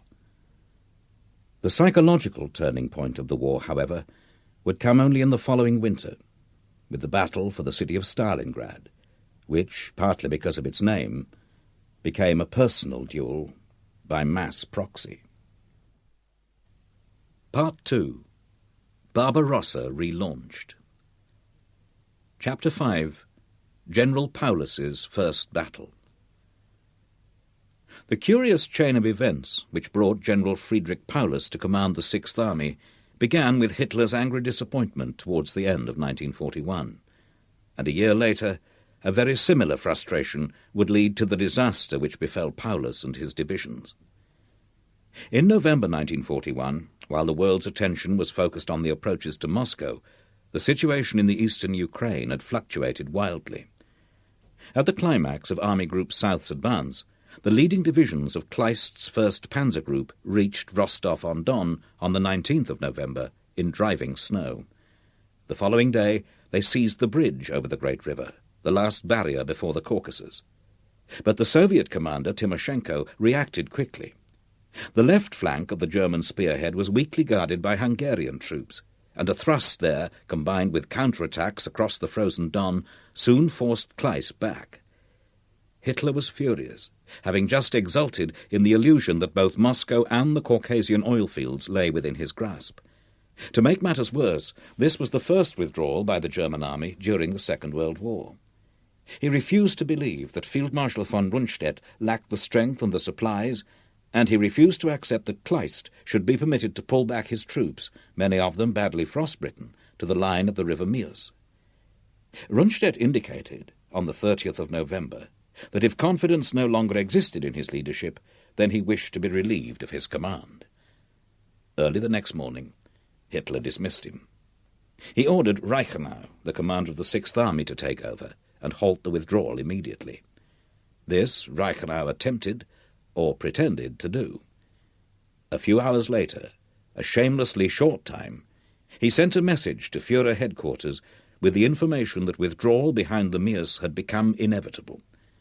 Reichenau, an overactive bulldog of a man whose apoplectic expression was heightened by his monocle, did not endear himself to Rundstedt, who later described him as a roughneck who used to run around half-naked when taking physical exercise. On the 3rd of December, the Führer flew down to the Ukraine in his Focke-Wulf Condor to find out what had happened. He first spoke to Sepp Dietrich, the commander of the SS Leibstandarte division. Dietrich, to Hitler's astonishment, supported Rundstedt's decision to withdraw. Both Rundstedt and Reichenau had their headquarters at Poltava, where Charles II of Sweden, the first modern invader of Russia, had been defeated by Peter the Great in 1709. Hitler made his peace with Rundstedt, who had not yet departed. It was agreed that the old Field Marshal should still return home, although now it would be for sick leave. 9 days later, he received a cheque for 250,000 Reichsmarks from the Führer as a birthday present. Hitler, still slightly suspicious of Reichenau, at first insisted that he remain Commander-in-Chief of the Sixth Army as well as of Army Group South. But over dinner, while the Führer carefully chewed his millet and pumpkin and potato puffs, Reichenau argued convincingly that he could not run 2 headquarters at once. He recommended that General Paulus, his former chief of staff, should take over the Sixth Army. Hitler assented, although without much enthusiasm. Thus, on New Year's Day, 1942, Paulus, who had never even commanded a division or a corps, found himself catapulted up the army list to the rank of General of Panzer Troops. 5 days later, he became Commander-in-Chief of the Sixth Army, just after Timoshenko launched a major but ill-coordinated offensive towards Kursk. Friedrich Wilhelm Paulus came of Hessian yeoman stock. His father had risen from the post of bookkeeper in a reformatory to become the chief treasurer of Hesse-Nassau. The young Paulus had applied to join the Imperial Navy in 1909, but was refused. A year later, the army's enlargement offered an opening. Paulus, almost certainly feeling at a social disadvantage in the Kaiser's army, was obsessed with his turnout. His contemporaries called him Der Lord. In 1912, he married Elena Rosetti Solescu, the sister of 2 brother officers, members of a Romanian family with princely connections. She disliked the Nazis, but Paulus, who had joined the Freikorps in the fight against Bolshevism after the First World War, most probably shared Reichenau's admiration of Hitler. As a company commander in the 13th Infantry Regiment, the tall and fastidious Paulus was competent yet uninspired when compared with Erwin Rommel, the commander of the machine gun company. Unlike Rommel, a robust leader prepared to ignore his superiors, Paulus possessed an exaggerated respect for the chain of command. His work as a staff officer was conscientious and meticulous. He enjoyed working late at night, bent over maps with coffee and cigarettes to hand. His hobby was drawing scale maps of Napoleon's campaign in Russia. He later appeared to his son's brother officers in the 3rd Panzer Division as more like a scientist than a general, when compared to Rommel or Model. Paulus's good manners made him popular with senior officers. He even got on well with that rumbustious thug Reichenau when he became his chief of staff in August 1939. Their teamwork impressed other senior officers during the first year of the war, in which their most memorable moment was taking the surrender of King Leopold of the Belgians. Not long after the conquest of France, General Halder summoned Paulus to Berlin to work as chief planner on the general staff. There, his most important task lay in evaluating the options for Operation Barbarossa. Once the invasion was well underway, Reichenau asked Halder to let him have his chief of staff back again. Paulus's fantastic leap to army commander, as friends described it in letters of congratulation, was marred exactly a week later. On the 12th of January 1942, his patron, Field Marshal von Reichenau, went for his morning run at Poltava. The temperature was 20 degrees below zero. Reichenau felt unwell during lunch and suddenly collapsed from a heart attack. Hitler, on hearing the news, ordered Dr. Flada, the Sixth Army's senior medical officer, to bring him straight back to Germany. The unconscious Reichenau was strapped to an armchair fastened inside the fuselage of a Dornier. The pilot insisted on landing at Lemberg to refuel, but he crash-landed some distance from the field. Dr. Flada, despite a broken leg, fired signal flares to attract help. By the time the party finally reached the hospital in Leipzig, Reichenau was dead. Flada reported to Paulus afterwards that the ill-omened crash had been almost like a film. Even his field marshal's baton had been broken in two. Hitler ordered a state funeral, but did not attend. He gave Rundstedt the distinction of representing him. Although Paulus's rather aloof manner made him appear cold, he was more sensitive than many generals to the well-being of his soldiers. He is also said to have cancelled Reichenau's order of the 10th of October 1941, encouraging the severe treatment of Jews and partisans. Yet, when the Sixth Army reached Stalingrad, its Feldgendarmerie was apparently given the task of arresting communist activists and Jews to hand them over to the SD Sonderkommando for punitive measures. Paulus certainly inherited a heavy legacy. From the very start of Barbarossa, the massacre of Jews and Gypsies had been deliberately mixed in, whenever possible, with the execution of partisans, mainly because the phrase Jüdische Saboteure helped to cloud the illegality of the act and to bolster the notion of a Judeo-Bolshevik conspiracy. The definition of partisan and saboteur was soon widened far beyond the terms of international law, which permitted a death sentence only after a proper trial. In an order of the 10th of July 1941, 6th Army Headquarters warned soldiers that anyone in civilian clothes with a close-cropped head was almost certain to be a Red Army soldier and should therefore be shot. Civilians who behaved in a hostile fashion, including those who gave food to Red Army soldiers hiding in woods, were also to be shot.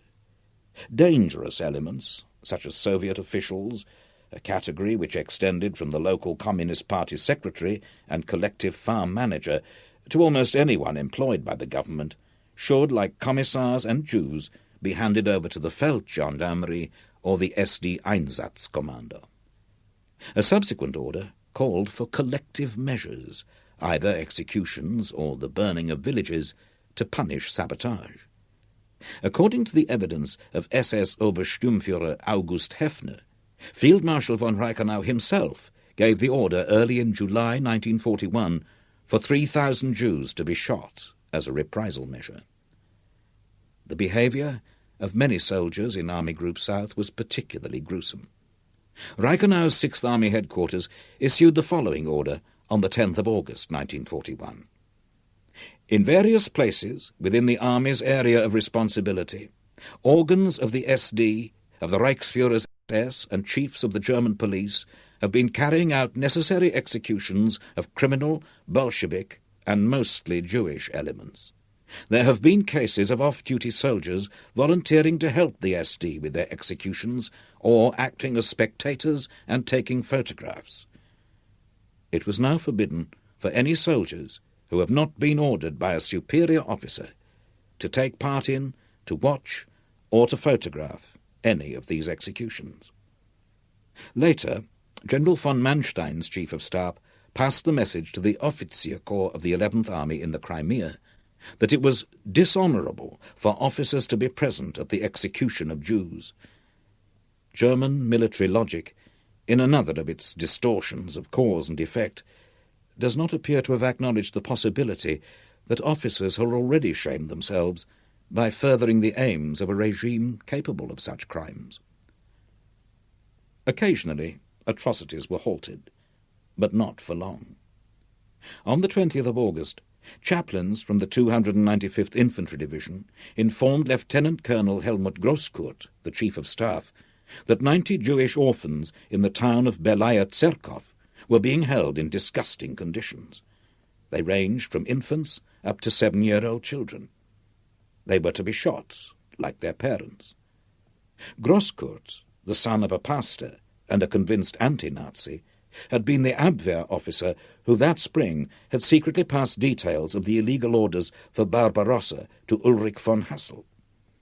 Grosskurt immediately sought out the district commander and insisted that the execution must be stopped. He then contacted 6th Army Headquarters, even though Standartenführer Blobel, the head of the Sonderkommando, warned Grosskurt that he would report his interference to Reichsführer SS Himmler. Field Marshal von Reichenau supported Blobel. The 90 Jewish children were shot the next evening by Ukrainian militiamen to save the feelings of the Sonderkommando. Grosskurt wrote a full report, which he sent direct to headquarters, Army Group South. Appalled and furious, he wrote to his wife, "We cannot and should not be allowed to win this war." At the first opportunity, he went on leave to Paris to see Field Marshal von Witzleben, one of the leading members in the anti-Hitler movement. The massacre of the innocents in Belaya Tserkov was soon dwarfed by a far greater atrocity.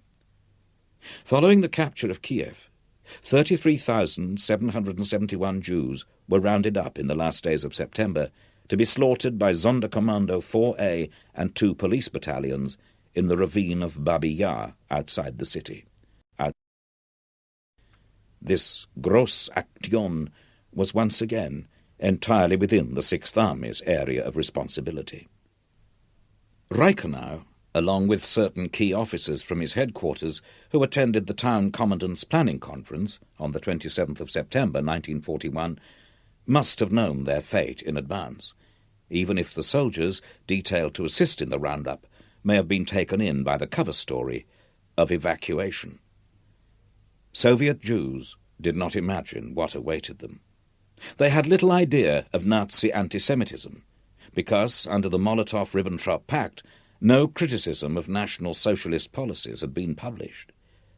The town commandant, in his proclamation posters, had also lulled suspicions with the instruction, "You should bring with you identity papers, money, and valuables, as well as warm clothing." The Sonderkommando, which had expected 5,000 to 6,000 Jews, was astonished to find that more than 30,000 had turned up. Field Marshal von Reichenau's notorious order to the Sixth Army of the 10th of October 1941, which was supported by Field Marshal von Rundstedt, quite clearly makes the Wehrmacht chain of command jointly responsible for atrocities against Jews and civilians in the Ukraine. In this eastern theatre of war, the soldier is not only a man fighting in accordance with the rules of war, but also the ruthless standard-bearer of a national ideal and the avenger of all the bestialities perpetrated on the German peoples. For this reason, the soldier must fully appreciate the necessity for the severe but just retribution that must be meted out to the subhuman species of Jewry. Their duty was to free the German people forever from the Jewish Asiatic threat. Reprisal burnings and executions did not end with Reichenau's death and Paulus's arrival.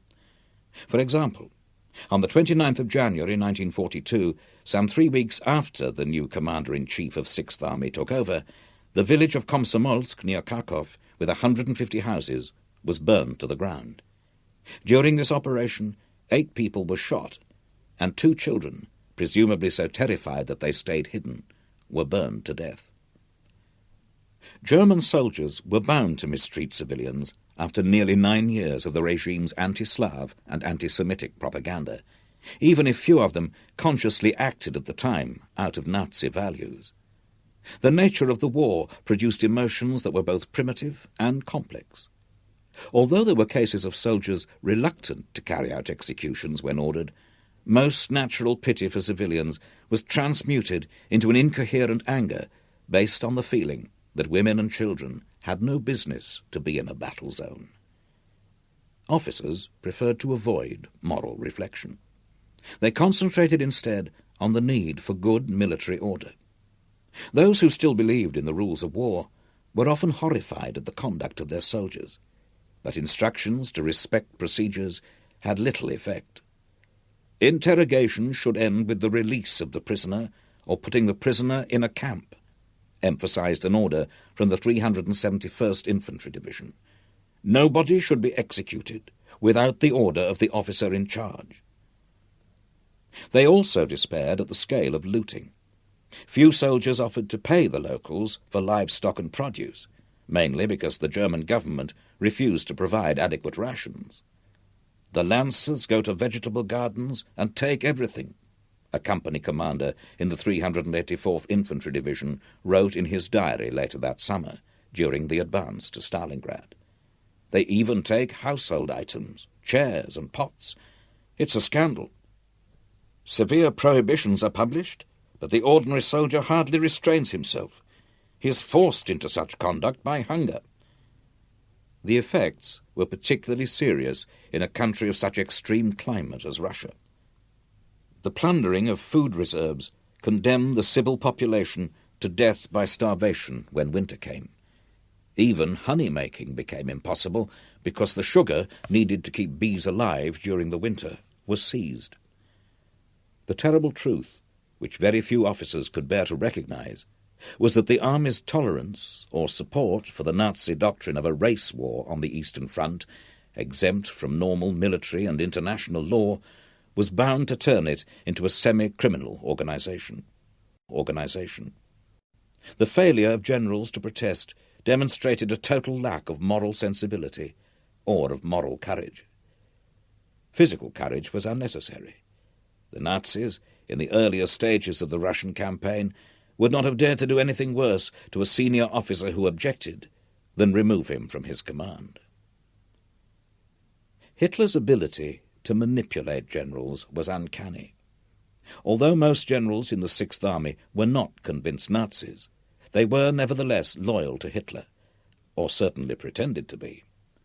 For example, a letter written on the 20th of April would be dated Führer's birthday, and proclamations were signed Long live the Führer. But it was perfectly possible for a general to keep his independence and his career unharmed using military rather than political exhortations. General Karl Strecker, the commander of the 11th Corps and an unashamed old warhorse, made a point of never acknowledging the regime.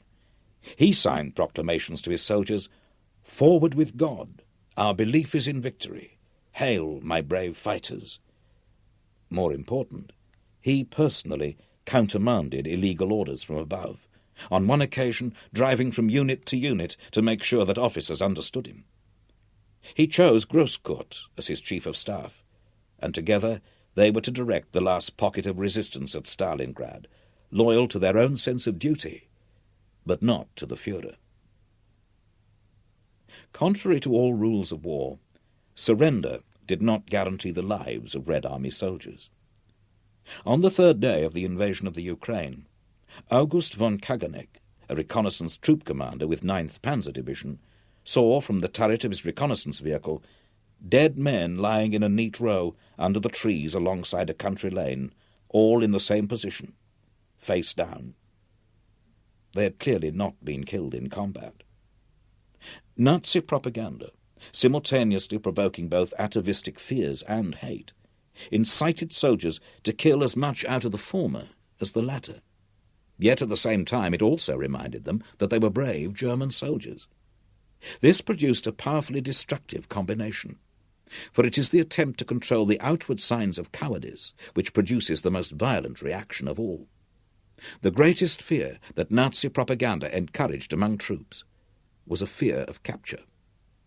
"We were afraid," Kaganek acknowledged, "afraid of falling into the hands of the Russians, no doubt thirsty for revenge after our surprise attack."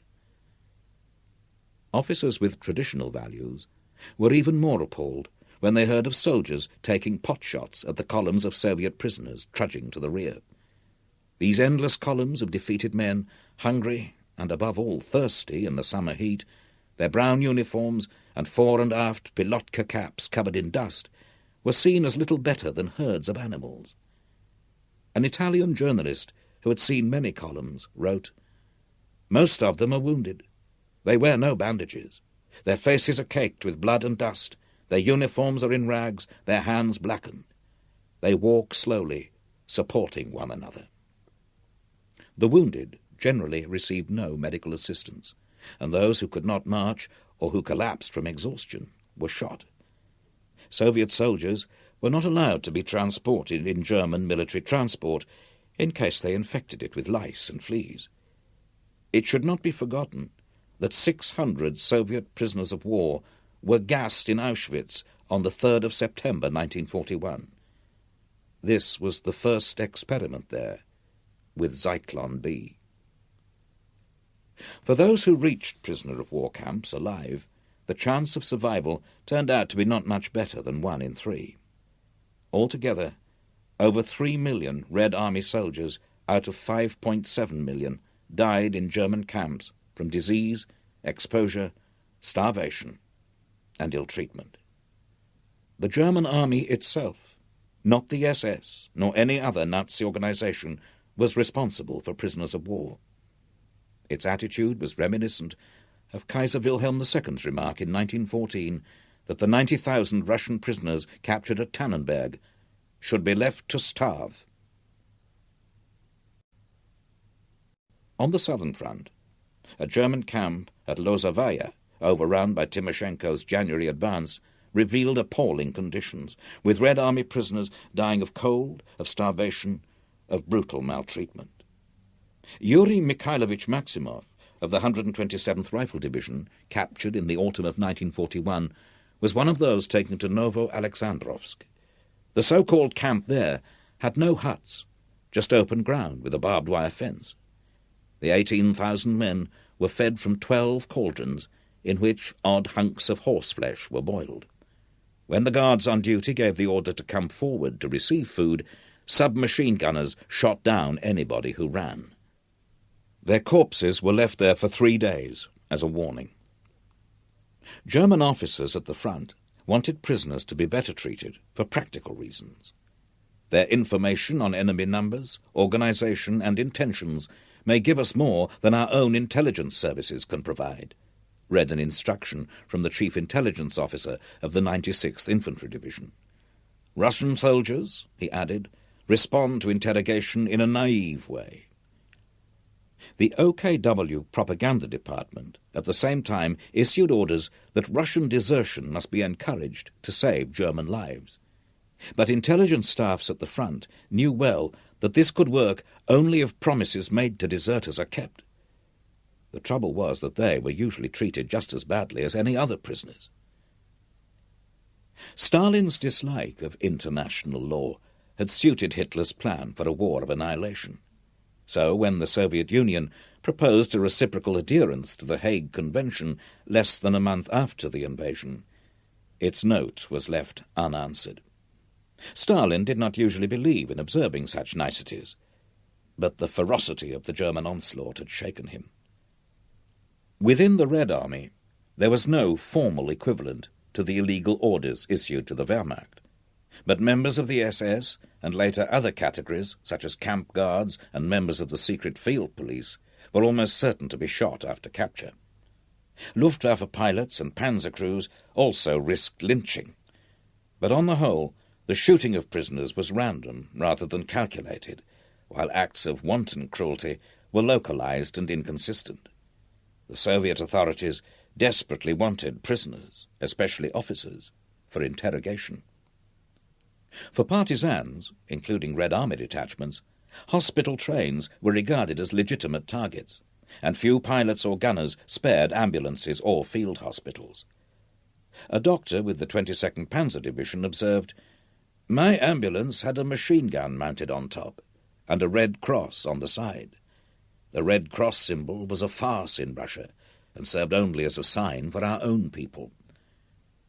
The worst incident took place on the 29th of December 1941, when a German field hospital was overrun at Feodosia on the Crimean coast.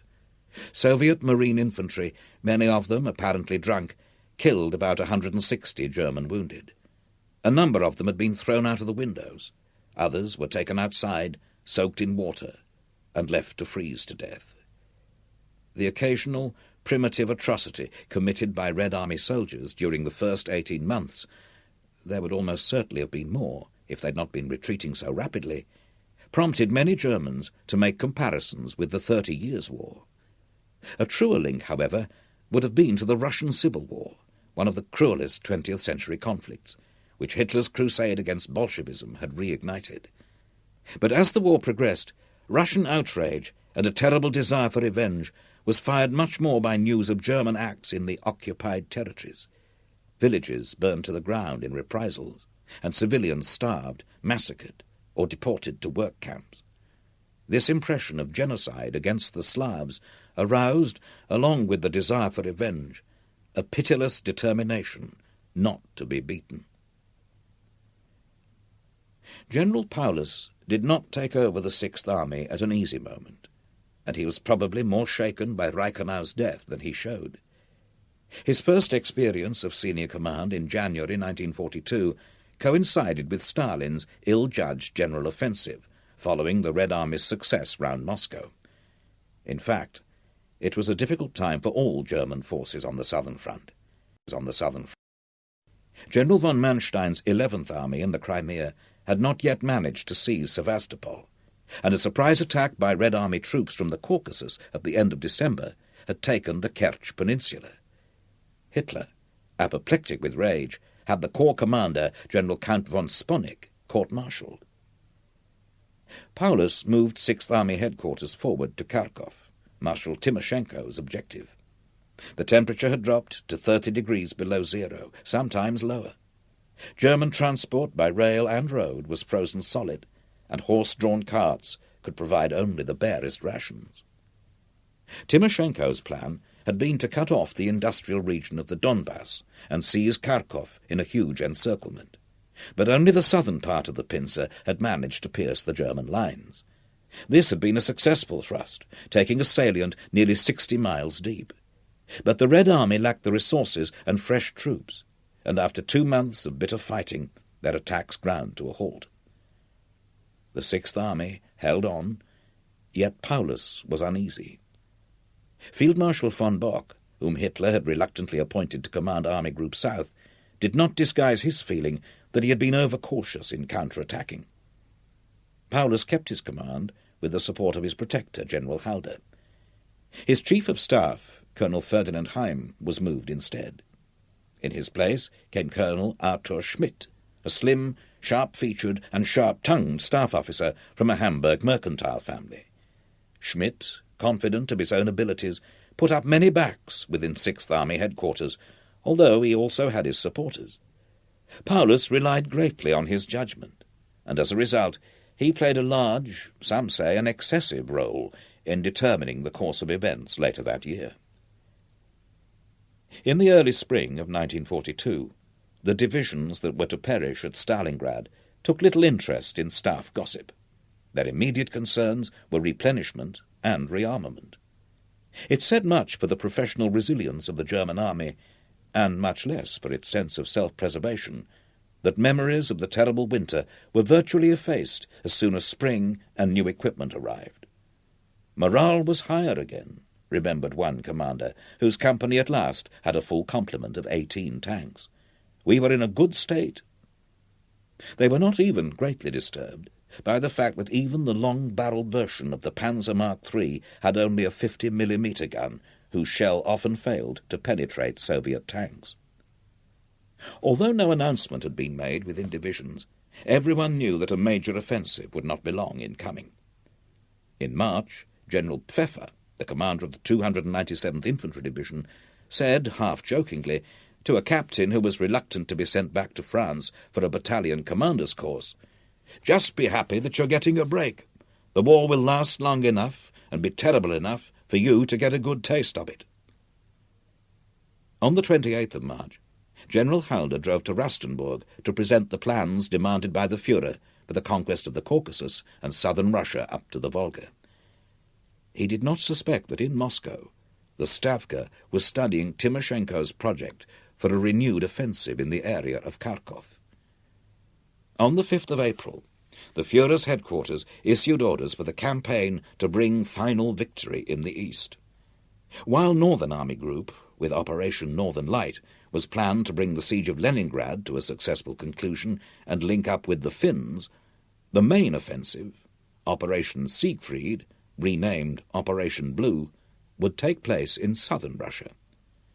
Hitler was still convinced of the Wehrmacht's qualitative superiority over the Soviets, and saw no need for reserves.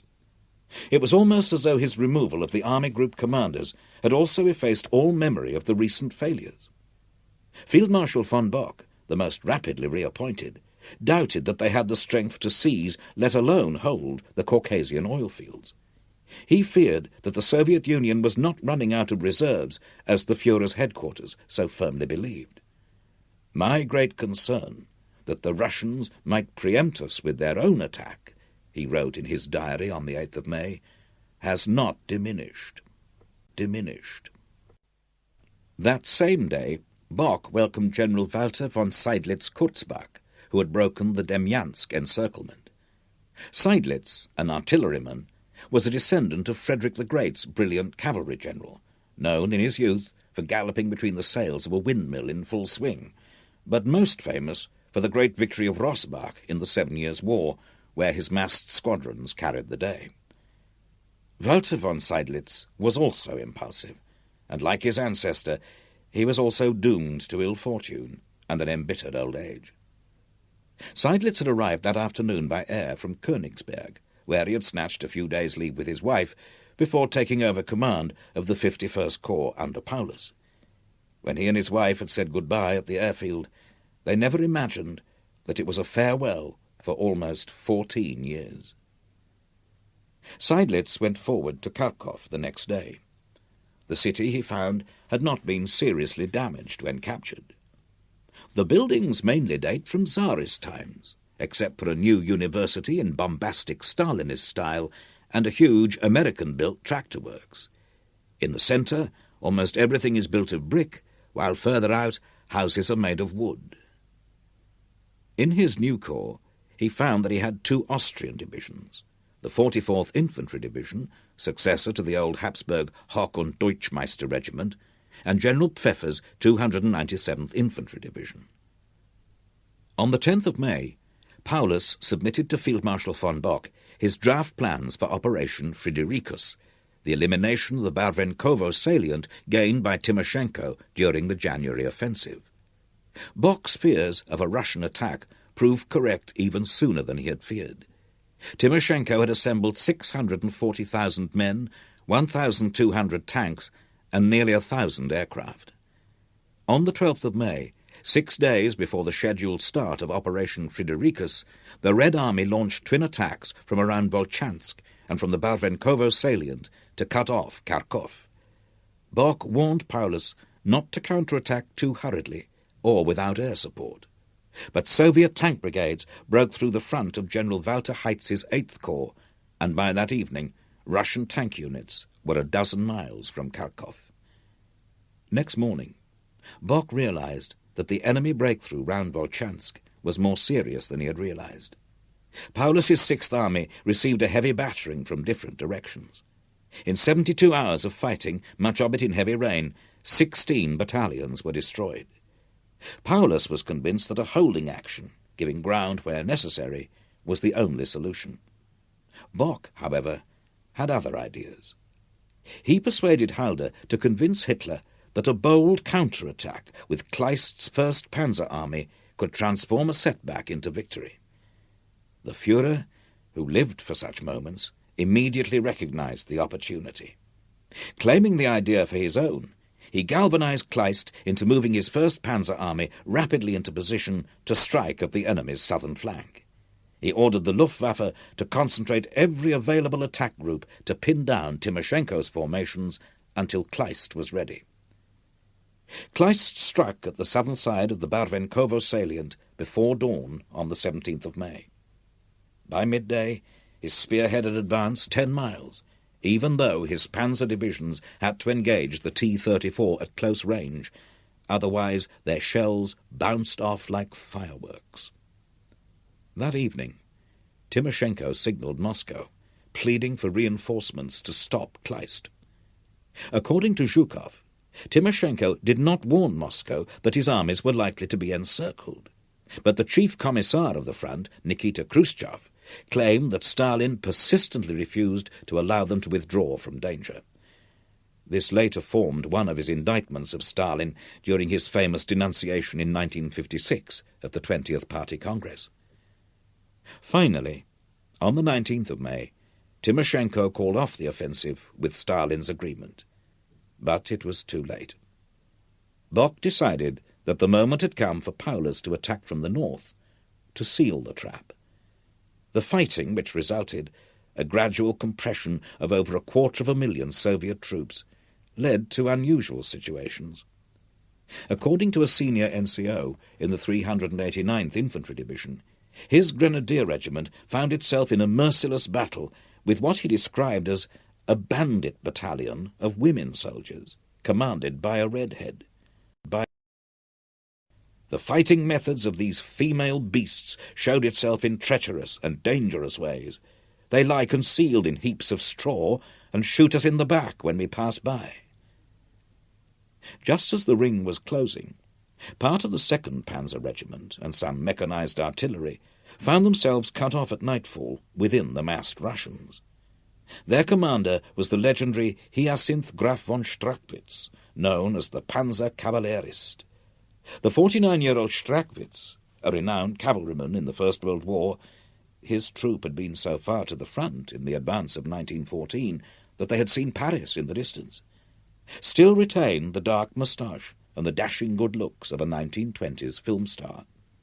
More important, he had not lost the uncanny nose for danger which had made his reputation as a lucky commander. As this small force from 16th Panzer Division had no idea of the situation around them when darkness fell, Strachwitz ordered a hedgehog defence until daybreak.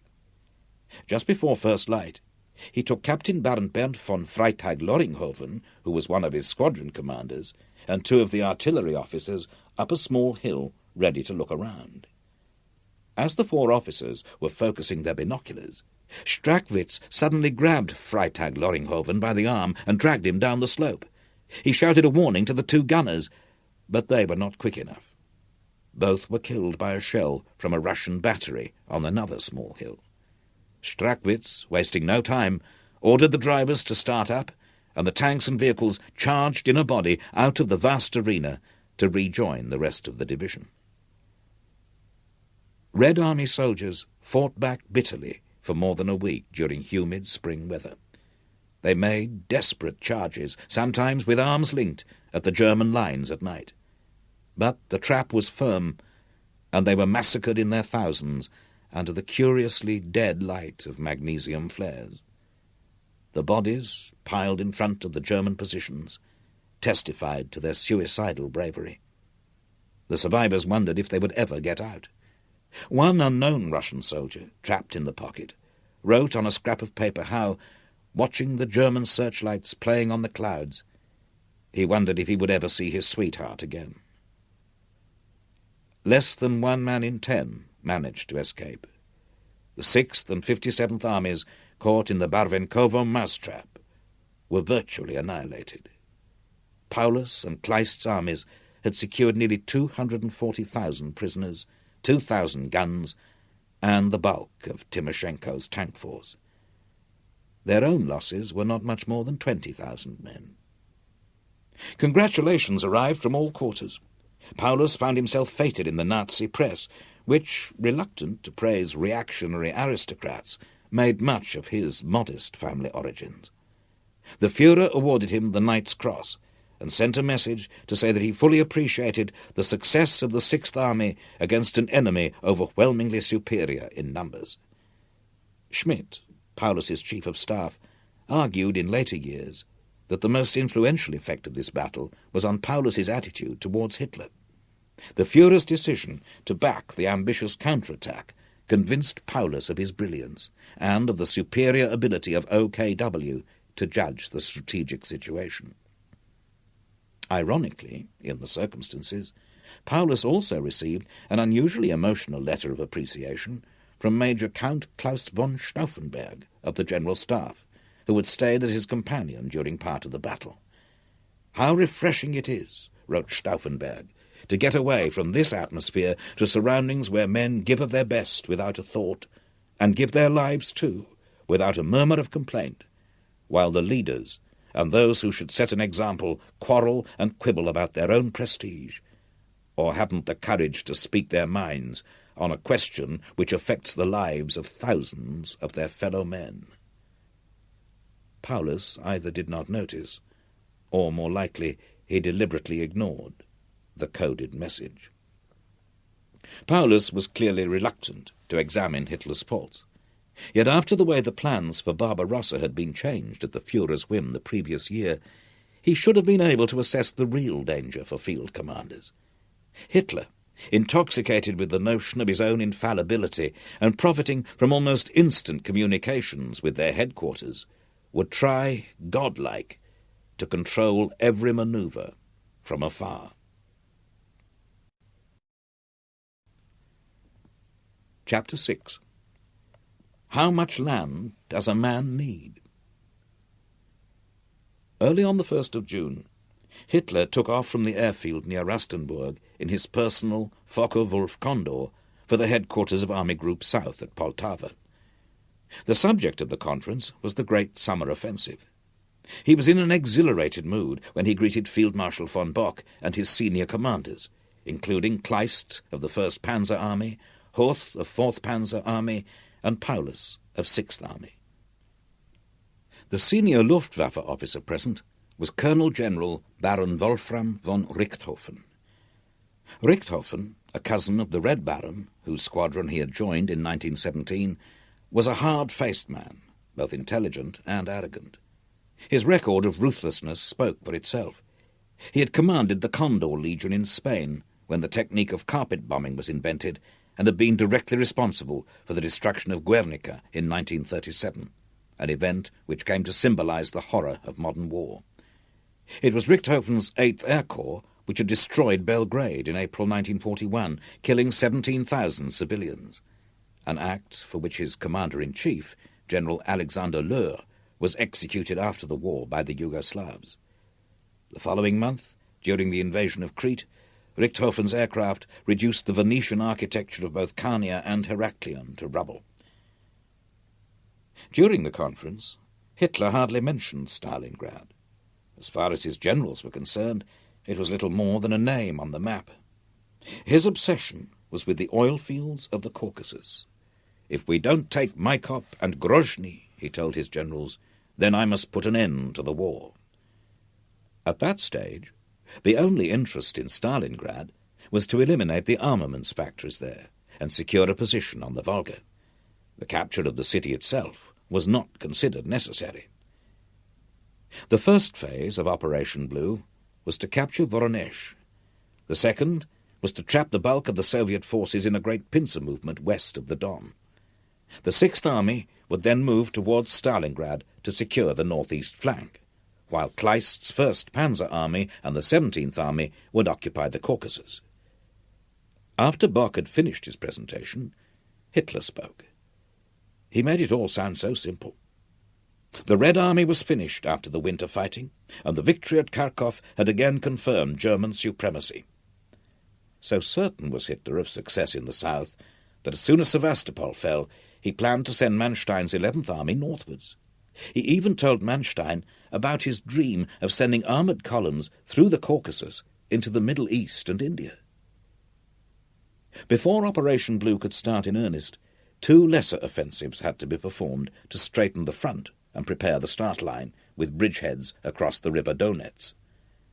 On the afternoon of the 5th of June, as a last treat, many officers and soldiers from the Sixth Army went to the Kharkov ballet. The unpaid dancers had been kept alive through the winter on Wehrmacht rations. That day they danced Swan Lake, and the packed audience, sweating in their Feldgrau uniforms, greatly enjoyed their interpretation of Prince Siegfried's tragedy, trapped by the wicked Rotbart. This curious conjunction of 2 code names, Siegfried, the original name for Operation Blue, and Rotbart, the German equivalent of Barbarossa, was entirely coincidental. After the performance, the audience hurried back to their units. On that hot, moonless night, leading elements from the Sixth Army started to move northeastwards to the Volchansk sector. On the 10th of June at 2 in the morning, companies from the 297th Infantry Division began to cross the Donets by a salt boat. Having secured a foothold on the far side, pioneer companies set to work constructing a 60-yard pontoon bridge. By evening, tanks of the 14th Panzer Division were rattling across. The next morning, a bridge further upstream was seized before the Soviet troops guarding it could blow their charges. But this crossing was so narrow that on the following day, traffic jams built up between minefields on both sides of the route marked by white tape. A cloudburst turned the dirt road into a morass. Then 2 shells exploded, blasting fountains of mud and black smoke into the air. This panicked the horses of a baggage wagon. They reared, then bolted off the road through the white tape. A mine exploded.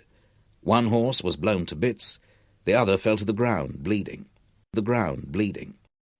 Their wagon caught fire. Flames then spread to another one close by, which was loaded with munitions. Small arms ammunition and grenades started to explode in an instant battle. The pattern of skirmishes, successes, and relatively minor mishaps continued the next day. A major on the staff of a Swabian division was sitting next to his general on a railway embankment during a visit to a point unit. He was killed instantly by a shot from a Russian sniper concealed in a thicket. Their driver was also hit in the left shoulder. The general, having ordered the infantry and a pair of self-propelled assault guns to exact revenge, had the corpse of his staff officer placed in his vehicle and left the fateful place. During dinner that evening in the headquarters mess tent, junior officers debated the advantages of a sudden death. Some regarded the Major's unexpected end as desirable, almost a military ideal. Others were depressed, seeing it as the robbery of a life, reducing the body of an officer to the level of shot game. The general remained angrily silent throughout, clearly unsettled by the death of a subordinate from a bullet intended for himself. While the 6th Army and the 1st Panzer Army secured the start line for Operation Blue, due to start on the 28th of June, all the headquarters concerned were thrown into confusion. On the 19th of June, Major Reichel, the operations officer of 23rd Panzer Division, flew in a Fiesler Stork light aircraft to visit a frontline unit. Contrary to all security procedures, he had taken with him a set of detailed orders for the whole operation.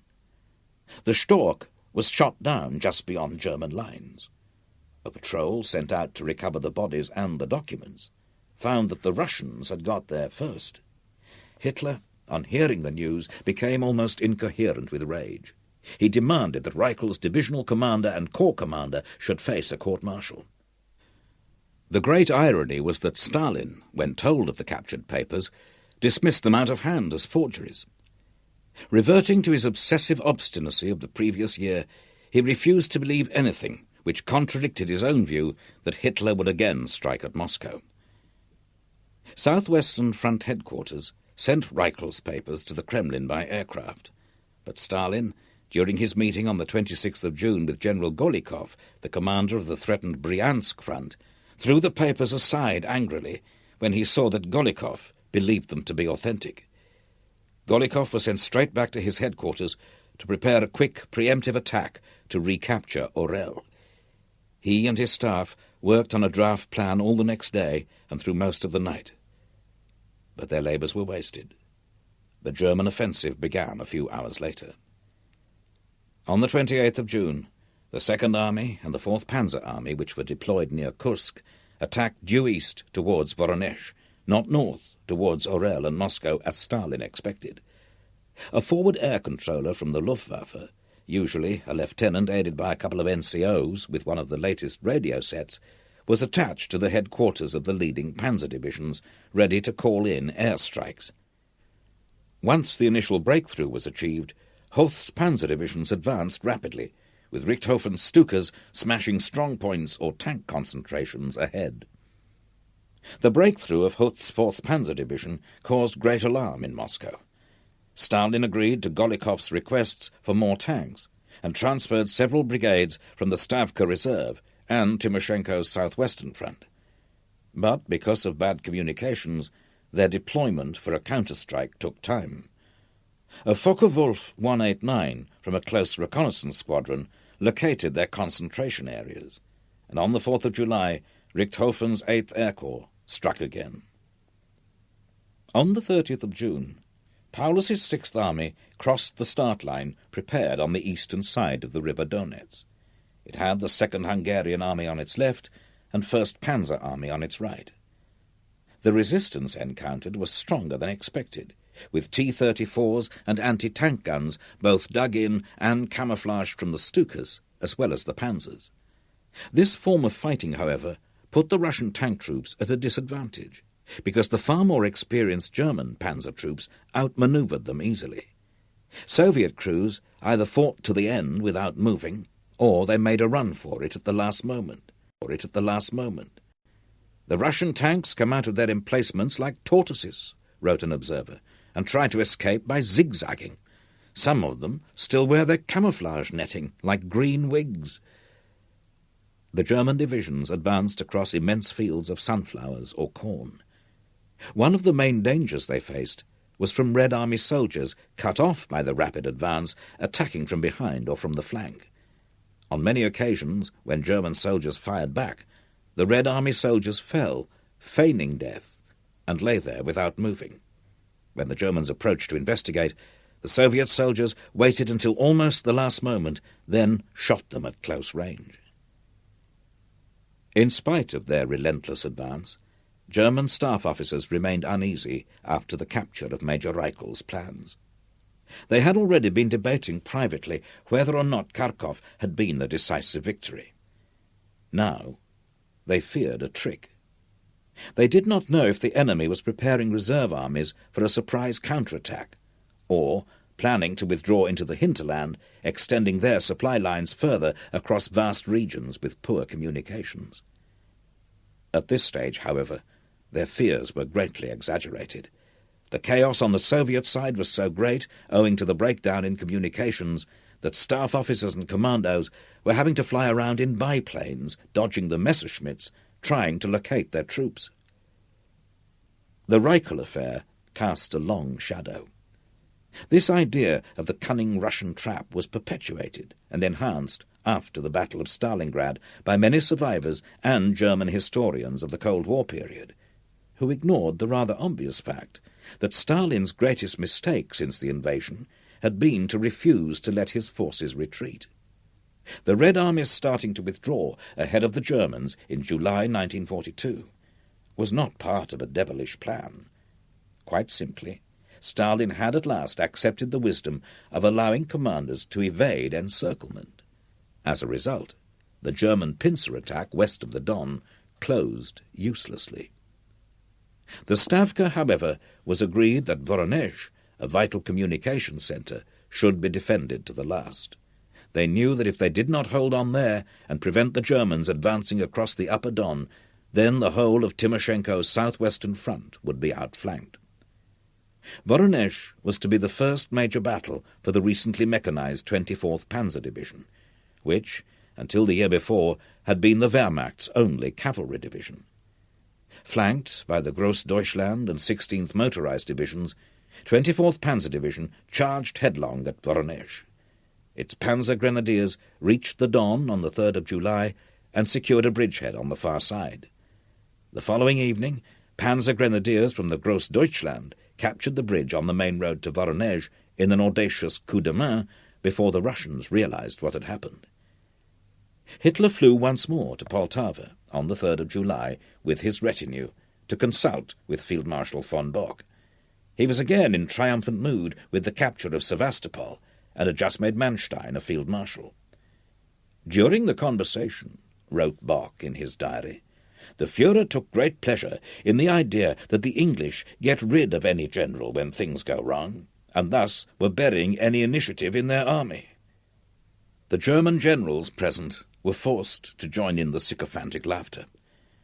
Although the Führer was clearly in exuberant form, he was also anxious not to allow the Soviet armies to escape, especially those southeast of Voronezh within the Don bends. It looked as if the town would fall rapidly. Hitler then made a disastrous compromise decision. He allowed Bock to continue the battle for Voronezh with the 1 Panzer Corps already engaged, while sending the rest of Hoth's army southwards.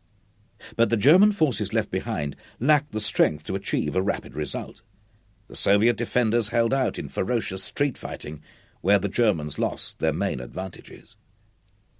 More by happenstance than strategy, the fighting at Voronezh was part of a phase for the Red Army of concentrating defence on cities, not on arbitrary lines on the map. The new flexibility had allowed Timoshenko's armies to pull back, avoiding encirclement, but they had already been so badly mauled that on the 12th of July a new army group command, the Stalingrad Front, was established by Stavka Directive. Although nobody dared voice the defeatist suggestion that the Red Army might be forced back as far as the Volga, a suspicion began to grow that this was where the main battle would have to be fought. The most significant evidence was the prompt dispatch from Saratov of the 10th NKVD Rifle Division, whose 5 regiments came from the Urals and Siberia.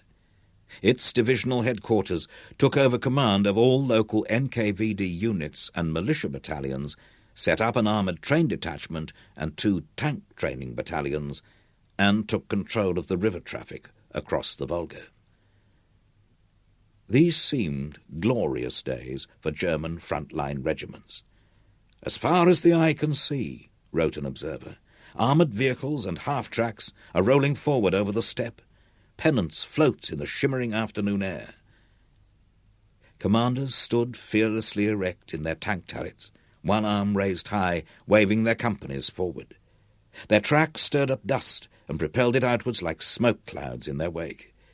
These days were especially intoxicating for young officers, racing to retake Rostov-on-Don. The recovery of their morale with the spring weather, the new equipment, and the great success at Kharkov had laid to rest the nightmare of the previous winter.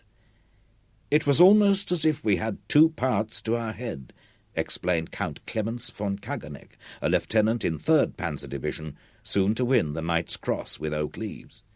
"We were charging ahead exultantly, and yet we knew that the enemy would attack again in the winter." They'd also half forgotten Russia's ability, with its huge distances, extreme weather and bad roads, to grind down their modern machinery and force them back to the tactics and conditions of the First World War. In the early months of the campaign, the infantry calculated carefully how far they'd marched since they crossed the frontier on the morning of Barbarossa.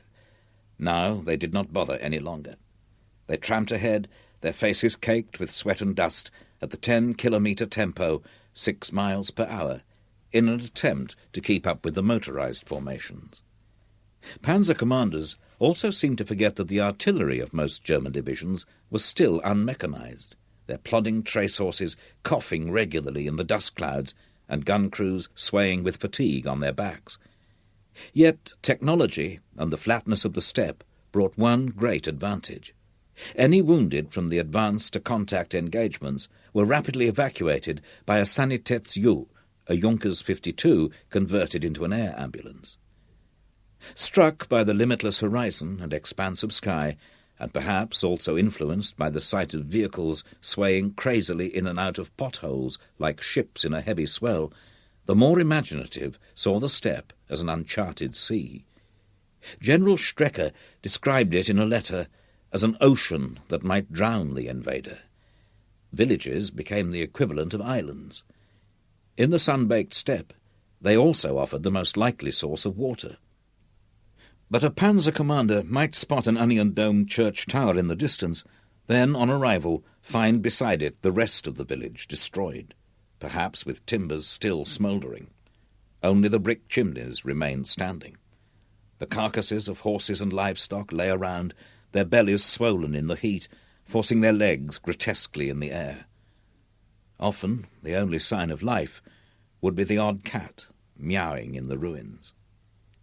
In a village unscathed by the fighting, an old peasant might appear hesitantly, then snatch off his cap as if for a barin before the revolution, and hurry to draw water for the visitors. Some of the village women might, meanwhile, be driving their geese off into a nearby gully or copse to conceal them, but they soon found that German soldiers had as good a nose as any Communist Party requisition group. Soldiers did not just take turnips and onions from the fields, they raided almost every allotment or kitchen garden that they passed. Chickens, ducks and geese were the favourite spoils of war, because they were so portable and easy to prepare for the pot. Clemens Podevils, a war correspondent attached to the Sixth Army, described in his diary the arrival of a combat group in one village on the 30th of June, following a sharp skirmish. Black figures jumped down from tanks and half-tracks. Suddenly, a great execution is carried out.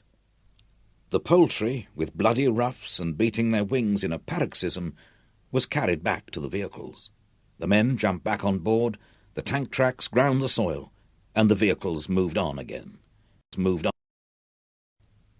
one thing which they did not bother to take from the locals that summer was their sunflower seeds, which German soldiers jokingly called Russian chocolates. There is an unsettling disparity in many accounts, with no connection made between horrifying scenes and their own involvement. "A really small boy stood in our way," wrote a 20-year-old theology student in a letter. "He no longer begged, he just muttered, 'Pan,' bread." It was eerie how much sorrow, suffering and apathy could exist in a child's face. Shortly afterwards, the same theology student turned soldier, just before his death, revealed the lyricism of an early 19th century romantic. "Germany, I have not yet used this word, You country of big, strong hearts, you are my home. It is worth one's life, becoming a seed for you.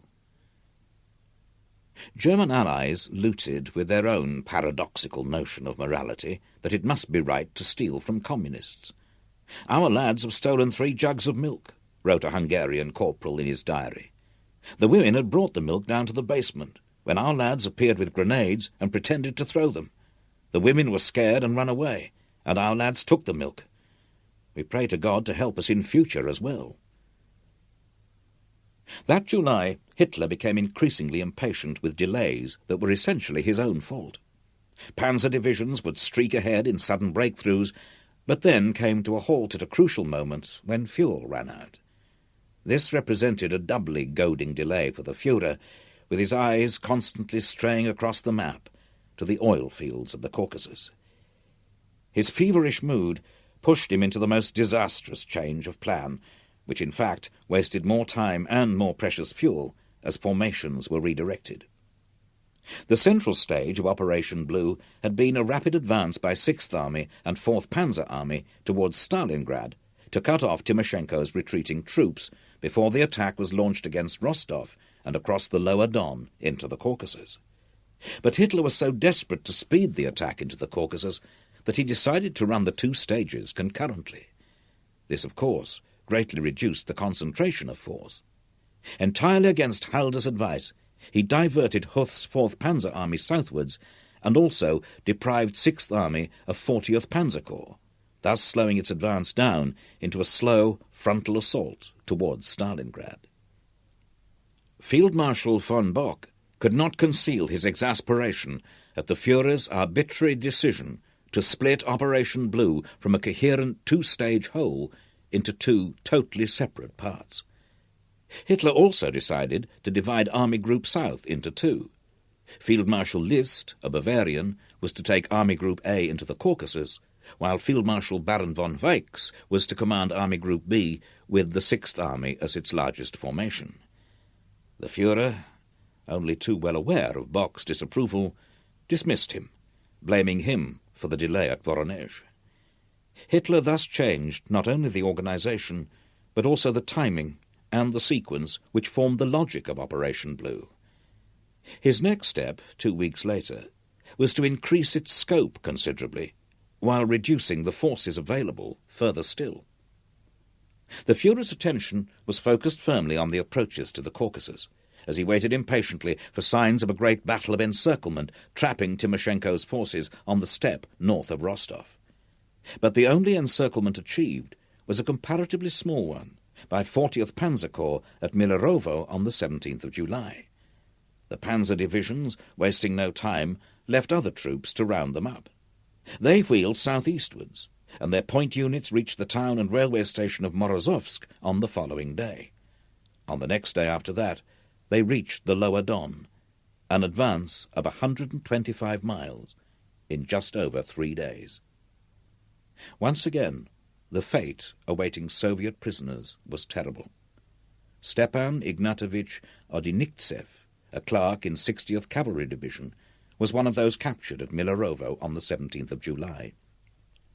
Along with thousands of other Russian prisoners, he was herded to a makeshift cage at Morozovsk, next to the main railway line which ran east to Stalingrad and westwards back through the Ukraine. Some prisoners were dispersed over the following weeks to other hastily erected camps, and Odinikhtsev found himself in another open barbed wire cage near the village of Golubaya. "We were starved to death," he recounted after being found over 3 months later by Red Army troops. "On the best days, we received a little rye in boiled water. Meat from a dead horse was a delicacy. We were constantly beaten with rifle butts, sometimes without any reason. Each day, dozens of people died from starvation or beating." Although the NKVD was highly suspicious of any Red Army soldier taken by the Germans, Odinikhtsev interrogator believed his story. "This man," he scribbled in pencil at the bottom of the typed report, "looks like a skeleton covered with skin." So rapid was the German advance at this time that on the 19th of July, Stalin personally ordered the Stalingrad Defense Committee to prepare the city for war immediately. The Stavka feared that Rostov would not hold out for long. The 17th Army was poised to cross the Don on the Black Sea side. 1st Panzer Army was advancing on the city from the north, and part of the 4th Panzer Army was about to strike across the Don to the east of it. On the 23rd of July, 13th and 22nd Panzer Divisions, backed by Panzer Grenadiers from the SS Viking Division, struck right into the heart of Rostov as far as the main Don Bridge. Fighting in the city was fierce, especially the defence by NKVD troops of their headquarters. But by the end of the following day, the last main pockets of resistance were crushed in an operation of systematic clearance, building by building. The Führer was exultant. The retaking of Rostov obliterated his bad memories of the previous winter. Hitler had arrived at his new advanced headquarters at the Ukrainian town of Vinnytsia on the 16th of July. As an alternative to the Wolfschanze at Rastenburg, it was codenamed Werwolf. The word Wolf, the old German version of Adolf, clearly gave the Führer an atavistic thrill. He was no doubt reassured to know that Vinnytsia was Judenrein, cleansed of Jews, after mass executions by a police battalion the previous autumn. The town, it later transpired, had also been the site of Stalinist atrocities in 1938, when NKVD troops massacred over 10,000 Ukrainians. But the Germans did not discover the graves until 1943. The Werwolf complex of large and comfortable log cabins had been built in a pine wood north of the town. The deceptively simple Führer house was built round a private courtyard. Hitler, paranoid in enemy territory, also had a concrete bunker. His bodyguard, Rattenhuber, described the security precautions at Vinnytsia during his interrogation by Smersh officers soon after the end of the war.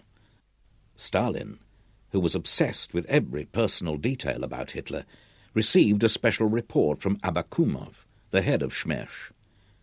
The effort and attention to detail when serving the Führer's needs and safety were reminiscent of a Byzantine court. Before he arrived, Gestapo teams searched the walls for microphones and explosives. A large vegetable garden was organized by a German horticultural firm, Seidenspinne, and dug by the Todt organization. Hitler's personal chef, Hauptsturmführer Vater, had to go out to select the vegetables himself. Any other vegetable destined for the Führer's plate had to be dug up under the eye of an appointed courier, who then brought the produce direct to the kitchen. All the food was chemically analyzed before cooking and sampled by a taster before it reached his plate. Samples from the water supply also had to be checked several times a day. Mineral water was bottled in the presence of couriers and brought in. Even the laundry was X-rayed to ensure that no explosive had been concealed. Oxygen tanks were stored outside the bunker, ready to pump in air, because Hitler was afraid of noxious vapours from the ferroconcrete. The Gestapo supervised the filling of these tanks and tested them regularly. The Führer's stay during the second part of July coincided with a period of great heat. The temperature was close to 40 degrees. Hitler, sweating profusely, was most uncomfortable, especially in his state of feverish impatience during the advance on Rostov. Unable to bear the weight, he kept goading Halder to speed the operation. He had so convinced himself that the Red Army was in the final stages of collapse that on the 23rd of July he rewrote Operation Blue in Führer Directive No. 45. In a campaign which has lasted little more than 3 weeks, the deep objectives outlined by me for the south flank of the Eastern Front have been largely achieved. Only weak enemy forces have succeeded in escaping encirclement and reaching the far bank of the Don.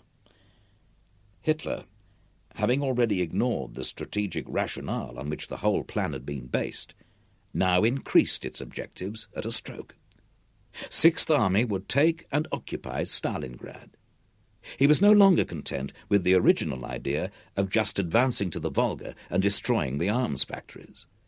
Paulus should then send motorized groups down the Volga to Astrakhan on the Caspian Sea. Army Group A, under Field Marshal List, was now ordered to seize the whole of the eastern seaboard of the Black Sea and most of the rest of the Caucasus. List, on receiving this order 2 days later, stared in disbelief. He could only conclude that Hitler possessed intelligence confirming the collapse of the Red Army, which had not been passed down. The army commanders also heard that Manstein's 11th Army, having now completed the conquest of the Crimea, was leaving for the Leningrad front, and that the Grossdeutschland and the SS Leibstandarte Panzer Grenadier divisions were to be sent back to France. "The constant underestimation of enemy potential," wrote Halder in his diary, "is gradually taking on a grotesque form and becoming dangerous." Hitler tried to justify this high-risk gamble on the basis of reinforcements arriving from their allies. Although the Führer could be most persuasive in his full, uplifting propaganda flow, what Rommel cynically called a sun-ray cure, he convinced few generals on this particular subject. When he spoke in grandiose terms of the 3rd and 4th Romanian armies, the 2nd Hungarian Army, and the 8th Italian Army, they knew perfectly well that they could never be equated to a full German corps, let alone an army, mainly because of their lack of defence against tank attack. German generals also shared the opinion formed by Field Marshal von Rundstedt about this absolute League of Nations army, which included Romanians, whose officers and NCOs were, in his view, beyond description, Italians, terrible people, and Hungarians, only wanted to get home quickly. With a couple of exceptions, such as the Slovaks, first-rate, very unassuming, and Romanian mountain troops, he and other German commanders considered them ill-equipped, ill-armed, ill-trained, and completely unprepared for warfare on the Ostfront. Although arrogantly expressed, many of Rundstedt's observations are confirmed from other sources. Diaries, letters, and Soviet interrogation reports make the lot of Allied soldiers and NCOs painfully and sometimes pathetically clear. Corporal István Baloch was part of the 1st Hungarian motorized brigade, which left Budapest railway station on the 18th of June amid silent people and sad sounds of bugles, destined for the blood-soaked land of Russia. "Mother of God, guarding over Hungary," he wrote in a minute diary which was taken from his body on the bank of the River Don 3 months later and sent to Moscow. "Pray for us and defend us from all sins and disasters. Amen." Moods were very mixed as they departed, with sadness, an ancient dread of the Russian steppe, and moments of febrile optimism. In some of the troop trains, songs were heard, another Hungarian recounted later when interrogated. Soldiers and officers drank wine, and there was gaiety. Nobody knew what war was really like. 5 days later, Baloch's train passed some of the battlegrounds of the previous year. Everywhere, crushed Russian tanks can still be seen. We look at them and fear the idea of this red hell moving against Hungary. Thanks be to God that this has been stopped. We are firmly confident that we shall smash the red danger for Europe. On the 1st of July, at Ivanovka, they heard artillery fire for the first time. Everywhere, the remains of burnt-out German vehicles can be seen. Aren't the Germans starting to lose their military luck? Believe in God, so that good fortune will stay with us in spite of some defeats. The vast majority of all Allied soldiers were conscripts, of whom at least half were illiterate. A lack of familiarity with technological advance made them liable to panic if attacked by tanks or aircraft. Their daily pay, as a Romanian cavalry lieutenant acknowledged when captured, was only enough to buy 1 litre of milk. The medical services appear to have changed little since the previous century. Morale in Hungarian units was not improved by the way the officers treated their men. Field punishment in the Allied armies could be arbitrary, if not chaotic. A man went to his comrade without the permission of his detachment commander, Corporal Baloch recorded on the 3rd of July. They wanted to hang him, but changed the punishment to 8 hours guard at night, but this was also postponed. 3 other soldiers were hanged, however. To my regret, it is as if we were still living in the 14th century. Romanian soldiers could still be condemned to flogging by their officers. Disciplinary measures had become even more necessary after the Romanian forces suffered 98,000 casualties in the siege of Odessa during the late summer of 1941. Few of them had understood the reason for continuing the advance east of the Dniester, once Bessarabia had been reoccupied. The Balkan attitude to war remained primitive in other ways. A number of soldiers expressed their disappointment at the shortage of pickings in Russia after all that their officers had promised them. The habit of looting is in the blood of Germans and Hungarians alike, one of them naively admitted to his NKVD interrogator after capture. The true weakness of these Allied armies was not put to the test until that autumn. By the time that Hitler came to recognize, but not to acknowledge, the mistake, it was too late to evade disaster.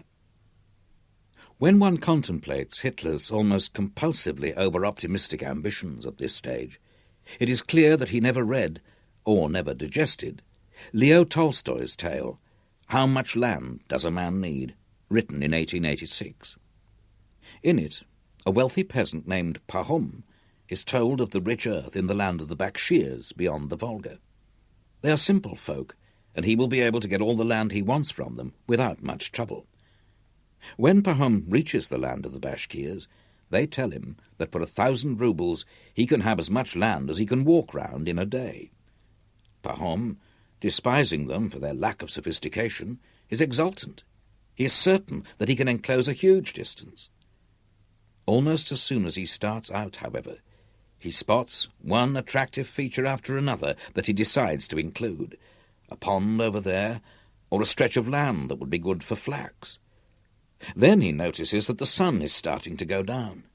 Realizing that he risks losing everything, he runs faster and faster to make it back in time. I've grasped too much, he tells himself, and ruined the whole affair. The effort kills him. He dies at the finishing post, and that is where he is buried. 6 feet, from his head to his heels, was all he needed, was Tolstoy's conclusion. The difference in the story, less than 60 years later, was that it was not a single man buried there in the steppe, but hundreds of thousands of proxies. Chapter 7. Not one step backwards. On the 28th of July, 1942, while Hitler was still celebrating the capture of Rostov, Stalin sensed that the moment of crisis was at hand. Soviet forces, retreating from Paulus's Sixth Army, faced annihilation west of the Don. If the Germans then advanced across the Volga, 40 miles further on, the country would be cut in two. Convoy PQ-17 had just been destroyed in the Barents Sea, and the new Anglo-American supply line across Persia would soon be threatened. The Soviet Union faced strangulation. That day, Stalin suddenly stopped pacing up and down his office in the Kremlin while listening to a report from General Vasilevsky. "They've forgotten my Stavka order," he burst out. This order, issued the previous August, stated that anyone who removes his insignia during battle and surrenders should be regarded as a malicious deserter, whose family is to be arrested as the family of a breaker of the oath and betrayer of the motherland. Such deserters are to be shot on the spot. Those falling into encirclement and who prefer to surrender are to be destroyed by any means, while their families are to be deprived of all state allowance and assistance. "They've forgotten it," Stalin said again. "Write a new one on the same lines." "When do you want me to report with the new order?" Vasilevsky asked. "Today. Come back as soon as it is ready." Vasilevsky returned that evening with the draft of Order Number 227, more commonly known as Not One Step Backwards. Stalin made many changes, then signed it. The order was to be read to all troops in the Red Army. "Panic-mongers and cowards must be destroyed on the spot. The retreat mentality must be decisively eliminated. Army commanders who have allowed the voluntary abandonment of positions must be removed and sent for immediate trial by military tribunal. Anyone who surrendered was a traitor to the motherland. Each army had to organize 3 to 5 well-armed detachments, up to 200 men each, to form a second line to shoot down any soldier who tried to run away. Zhukov implemented this order on the Western Front within 10 days, using tanks manned by specially selected officers. They followed the first wave of an attack, ready to combat cowardice by opening fire on any soldiers who wavered. 3 camps were set up for the interrogation of anyone who had escaped from German custody or encirclement. Commanders permitting retreat were to be stripped of their rank and sent to penal companies or battalions. The first, on the Stalingrad front, came into being 3 weeks later on the 22nd of August, the day before the Germans reached the Volga. Penal companies, Strafroty, were to perform semi-suicidal tasks such as mine clearance during an attack. Altogether, some 422,700 Red Army men would atone with their blood for the crimes they have committed before the motherland. The idea so appealed to the Soviet authorities that civilian prisoners were transferred from the Gulag to Straf units, some say almost 1 million. But this may well be an exaggeration. Promises of redemption through bravery usually prove to be false, mainly because of bureaucratic indifference. Men were left to die in their ranks. On the Stalingrad front, the 51st Army was told to round up officers who had escaped from encirclement. The first group of 58 officers heard that they would be sent in front of a commission to allocate them to new units. But nobody bothered to interrogate them. Instead, they found themselves without trial or warning in penal companies. By the time the mistake came to light nearly 2 months later, they were already wounded or killed. The system of NKVD special departments, re-established the year before to deal with traitors, deserters and cowards, was strengthened. The Special Department, or OO, Osobny Oddel, dated back to 1919, when Lenin and Felix Dzerzhinsky, the head of the Cheka, wanted complete control over the armed forces. In April 1943, less than 2 months after the Battle of Stalingrad finished, the special departments, under their chief, Viktor Abakumov, became SMERSH, the acronym for Smert Spionam, death to spies. Rifle divisions had an NKVD special department staff of up to 20 officers, with 1 operational representative per battalion, and a headquarters guard unit of 20 to 30 men who held prisoners and executed cowards and traitors. The special department officer recruited his own agents and informers.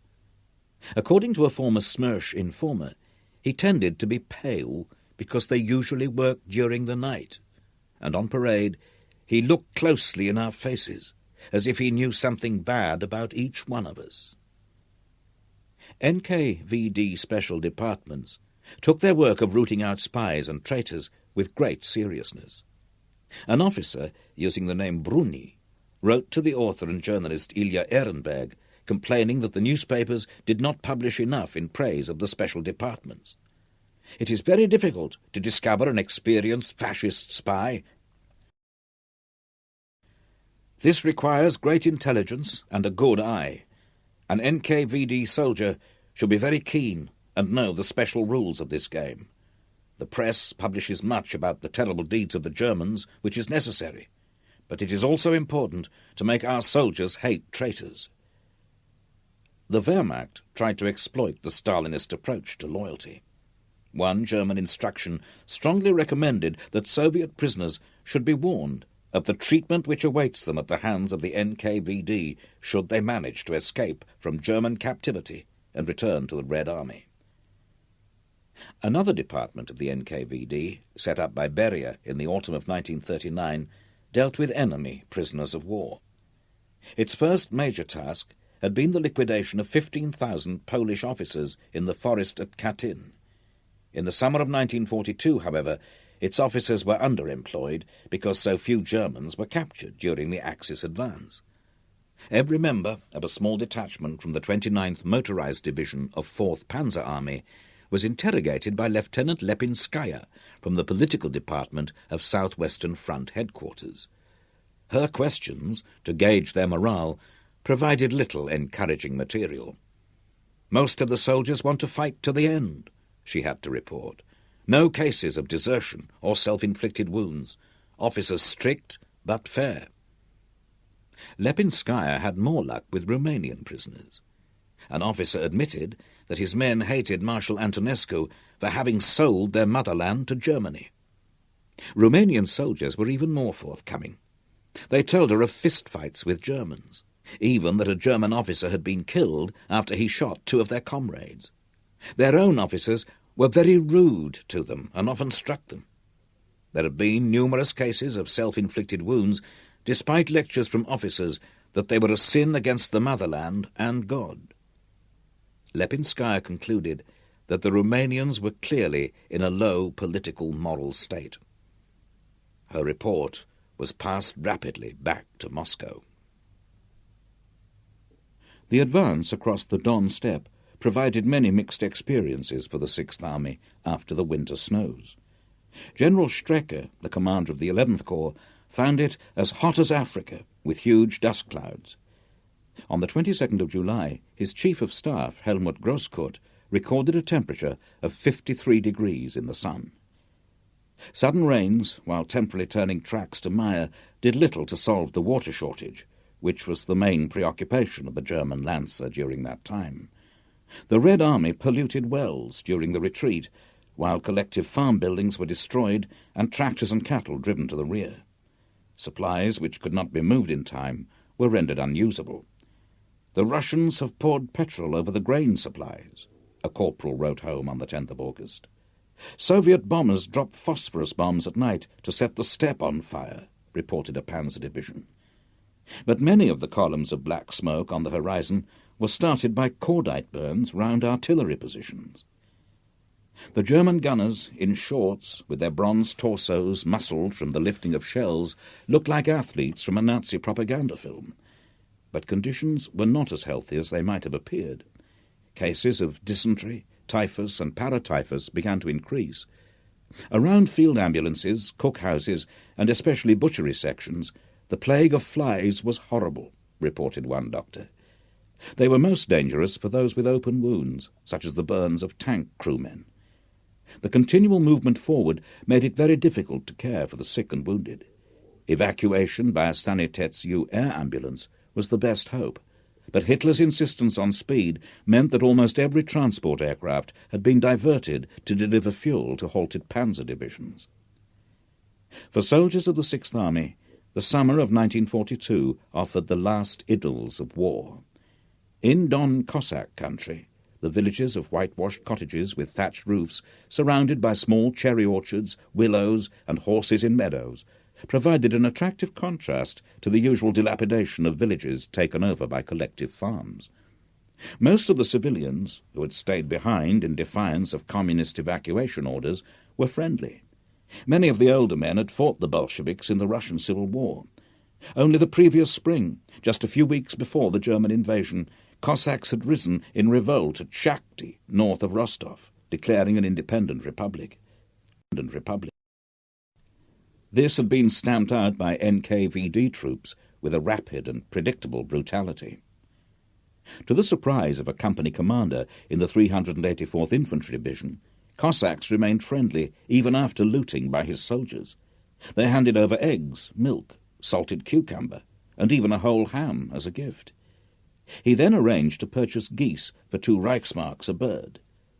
"To be honest, people give everything they have if you treat them correctly," he wrote in his diary. "I've never eaten so much as here. We eat honey with spoons until we're sick, and in the evening we eat boiled ham." During the rapid German advances, Stalin sought to blame his generals. He kept changing commanders in the vain hope that a ruthless new leader could galvanize resistance and transform the situation.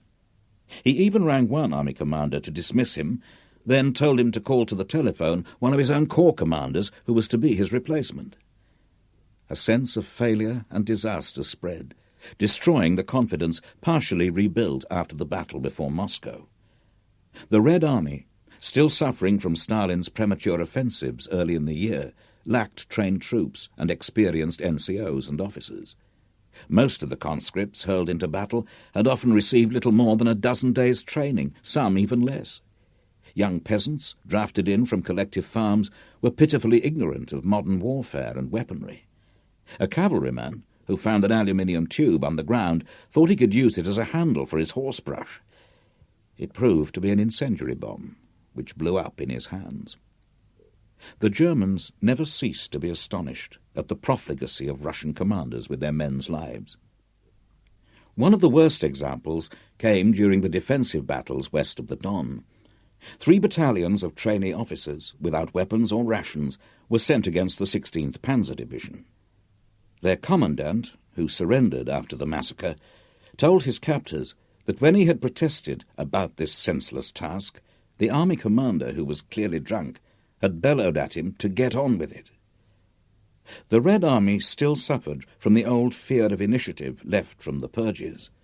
But out of the latest disasters in the south, which finally destroyed the reputations of Stalinist witch-hunters, a new breed of commander was starting to emerge, energetic, pitiless, and much less afraid of commissars and the NKVD. Zhukov's achievements provided the light and the hope for many other rising officers, furious at the Red Army's humiliations. General Vasily Chuikov, soon to become the army commander in Stalingrad, was one of the most ruthless of this new generation. His explosions of temper were compared to those of Zhukov. His strong peasant face and thick hair was typically Russian. He also had a robust sense of humour and a bandit laugh which exposed gold-crowned teeth.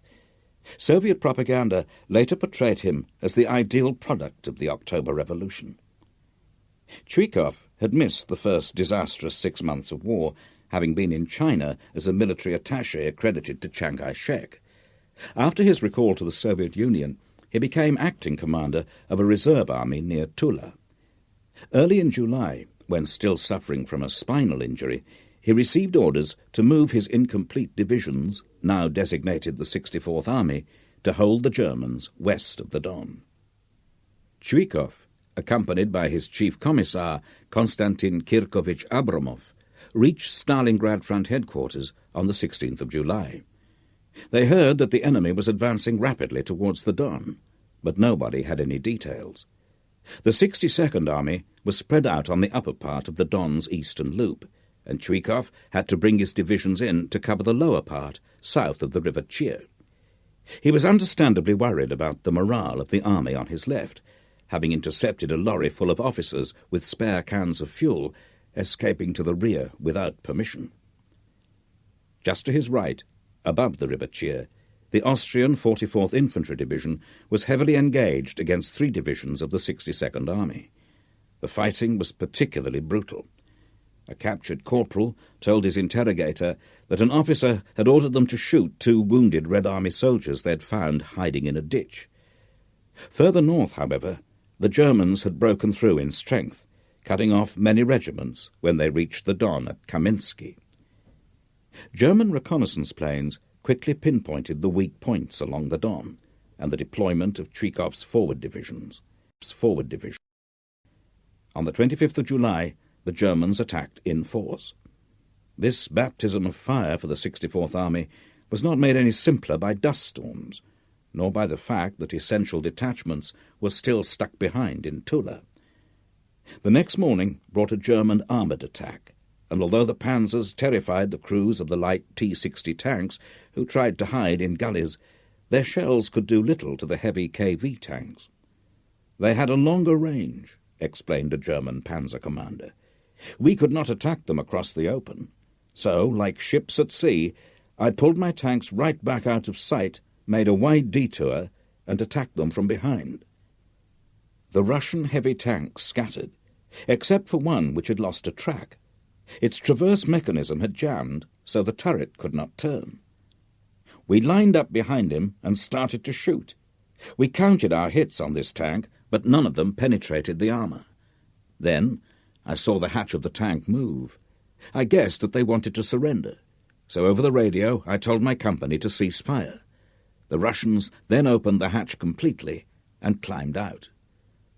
The crew were totally confused, shaken and deafened, but not one of them was even wounded. It was depressing to realize how inferior our tank guns were. The German strike through the right flank of 62nd Army to the Don soon caused chaos. A rumour spread in the rear echelons of Tchikov's 64th Army on the 26th of July that German tanks were about to cut them off. A stampede to the pontoon bridge over the Don began. The panic then infected front-line troops. Tchikov sent staff officers to the river bank to restore order, but German aircraft had already spotted the opportunity. Waves of Richthofen's Stukas appeared, and several of Tchikov's senior officers were among those killed. The 62nd Army was in an even worse position. The 33rd Guards Rifle Division, commanded by Colonel Alexander Utvenko, found itself trapped on the west bank of the Don, attacked by 2 German divisions. They would have quickly finished us off if we had not dug ourselves in deeply, Utvenko told the writer Konstantin Simonov shortly afterwards. His division, down to 3,000 strong, was having to send the wounded on carts and camels to the rear at night. The Germans were also sustaining heavy losses. On just one battalion sector, 513 German corpses were dragged into a balka, or gully. The Russians were so short of ammunition that they had to attack to capture enemy guns and ammunition. They had so little to eat that they boiled wheat from surrounding fields. On the 11th of August, the remains of the division split into small groups to fight through to the Don. I myself reloaded my pistol 5 times, Utvenko recounted.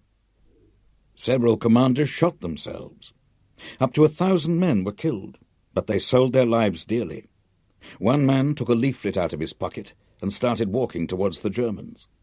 Galia, a woman interpreter on our staff, shouted, "Look at him, the snake is going to surrender," and she shot him with her pistol. The last pocket of resistance, having run out of anti-tank ammunition, was overrun by German panzers. Utvenko and his remaining companions jumped from a small cliff into a marsh where he was wounded in the feet by shrapnel from a shell burst. Able only to crawl, Utvenko spent the next day hiding in a field of sunflowers with some 20 soldiers. That night, they collected more survivors and swam across the Don. 8 of them drowned. Utvenko was pulled across by his adjutant, a former gynecologist called Kudobkin, who had an epileptic fit just after they reached the far bank. Utvenko remarked afterwards that it was fortunate he had not had it in the river. "If we don't die here," Kudobkin replied, "we'll survive the war." Kudobkin had a particular reason for believing he would live. His mother had received notification of his death in the Crimea, where he had been badly wounded, and she had organized a church service. According to Russian superstition, if your memorial service took place when you were still alive, you would not go to an early grave. Simonov clearly sensed in that terrible summer of 1942 that this idea was symbolic for the whole country. Despite the disasters and chaos from bad communications, Red Army units continued to fight back. They made the most of night raids, since an attack during daylight immediately brought a response from the Luftwaffe. The German company commander, who kept a diary in the 384th Infantry Division, recorded on the 2nd of August, "Russians resisting hard. These are fresh troops and young." And again the next day, "Russians resisting hard. They are getting reinforcements all the time. One of our sapper companies avoided battle. Very shameful." His own soldiers then began to suffer badly from stomachache, perhaps due to contaminated water. "It's terrible here," he wrote a few days later. "Such terrifying nights. Every single one of us is tense. One's nerves don't stand a chance." In an attempt to counter Luftwaffe air superiority, Red Army aviation regiments were transferred hurriedly from the central and northern fronts. A regiment of night fighters, landing for the first time at a new base to support the Stalingrad front, discovered that their aerodrome was no more than a large field planted with watermelons and surrounded by tomato plants, which the local peasants continued to harvest, even while fighters landed and took off. The regiment's presence was soon spotted by a Focke-Wulf reconnaissance aircraft, and when strafing Messerschmitts came in just above ground level, the adjacent peasant market was caught in their fire. In an instant, the rural scene became one of total chaos, with panic-stricken horses rearing in the shafts of wagons, children screaming, awnings ripped by machine-gun bullets, and stallholders killed among their fruit and vegetables. Less damage was done to the night fighter regiment, which found itself forced to maintain an exhausting schedule of sorties. Often there was no time to eat at the field kitchen by the side of the runway, so ground crew would bring plates out to the aircraft at dispersal, and pilots ate in their cockpit. The rules of security drummed into the ground personnel by commissars were so absolute that they never counted the number of aeroplanes on the field, or even how many failed to return from a mission. In the confused air skirmishes at this time, Major Kondrashov, the commander of the regiment, was shot down behind German lines. His left leg, which he later lost, was mangled in the crash, but a peasant woman who lived nearby managed to drag him clear of the wreckage and care for him in her house. The site had been marked by fellow pilots from his regiment, and soon after dawn 2 of them landed by her house. They carried Kondrashov out and bundled him into the rear seat of one of the aircraft. The pilot then flew him to a military hospital.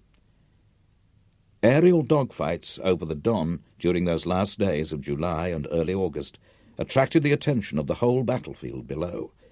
German infantrymen and panzer crews alike would shade their eyes with a hand against the sun, peering up at the blue sky and vapour trails.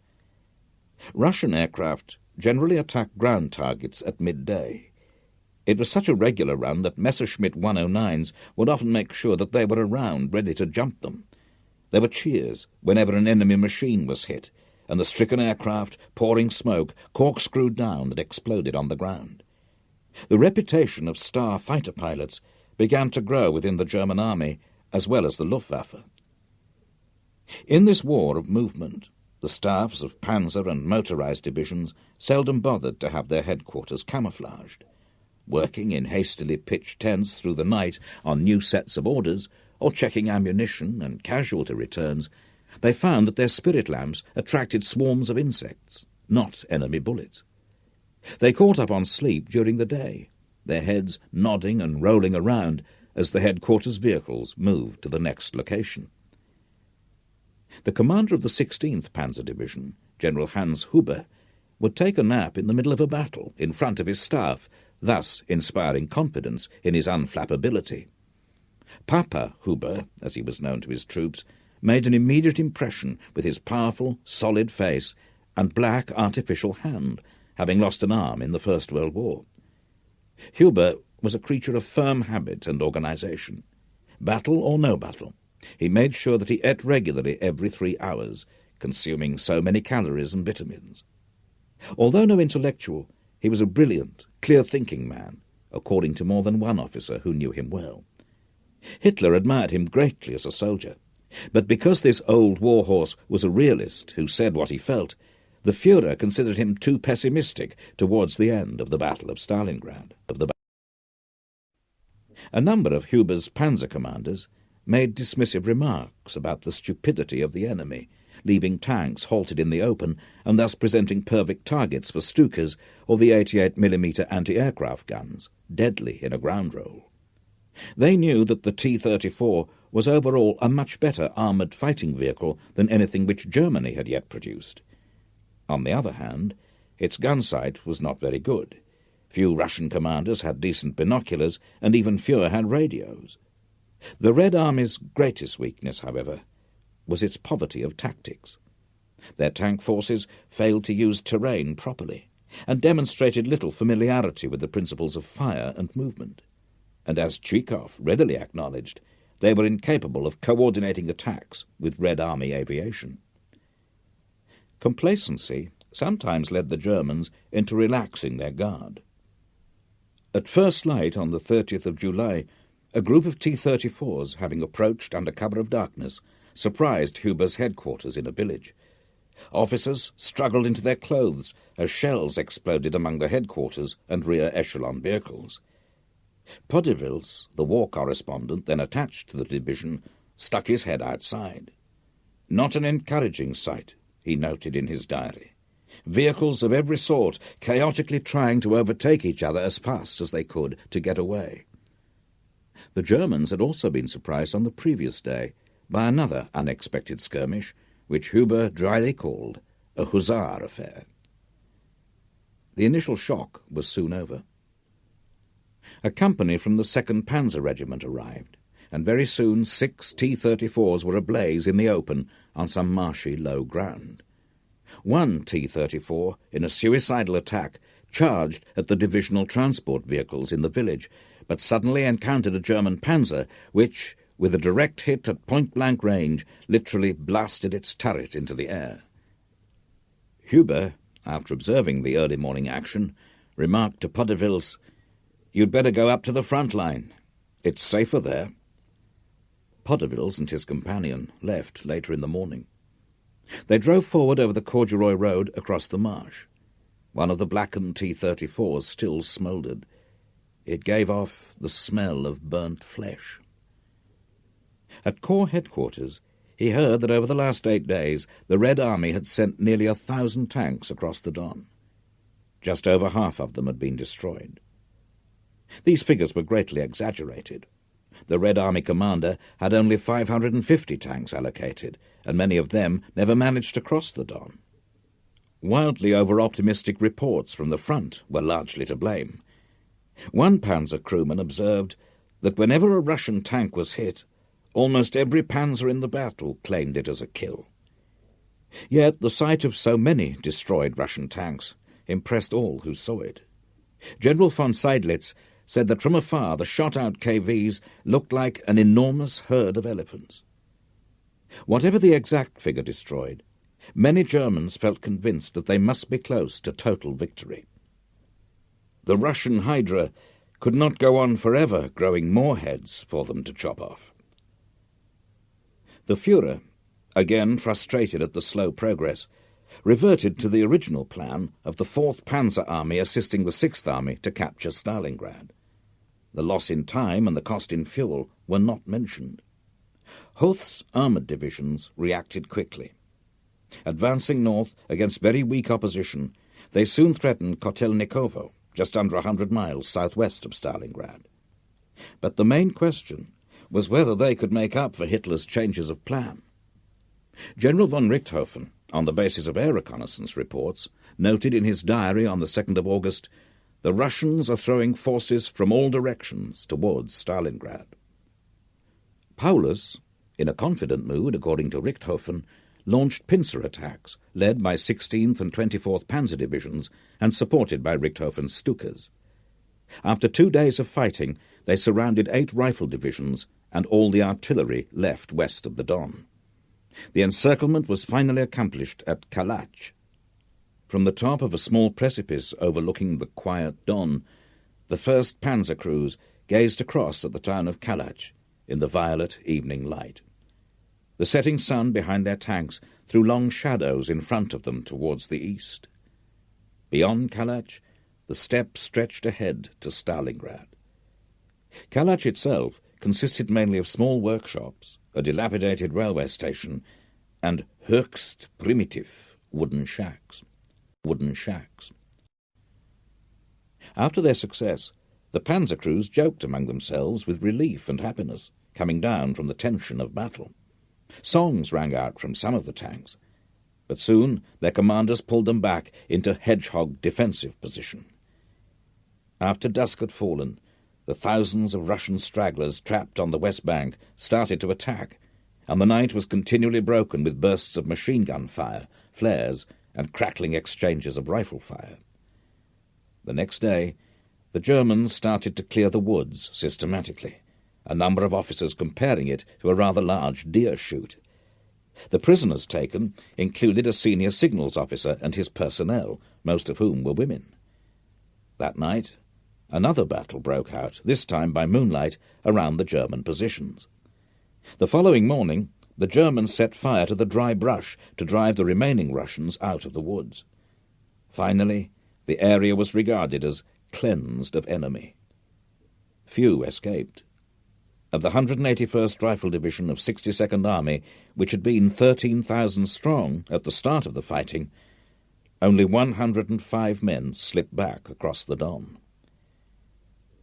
The fighting had indeed been hard. Many German soldiers did not share Paulus's confidence, nor Hitler's opinion that the enemy was finished. On the first day, the anti-tank battalion of the 371st Infantry Division lost 23 men. More and more often, Sixth Army soldiers, like those in the 389th Infantry Division, were hearing the hurrah of charging Soviet infantry.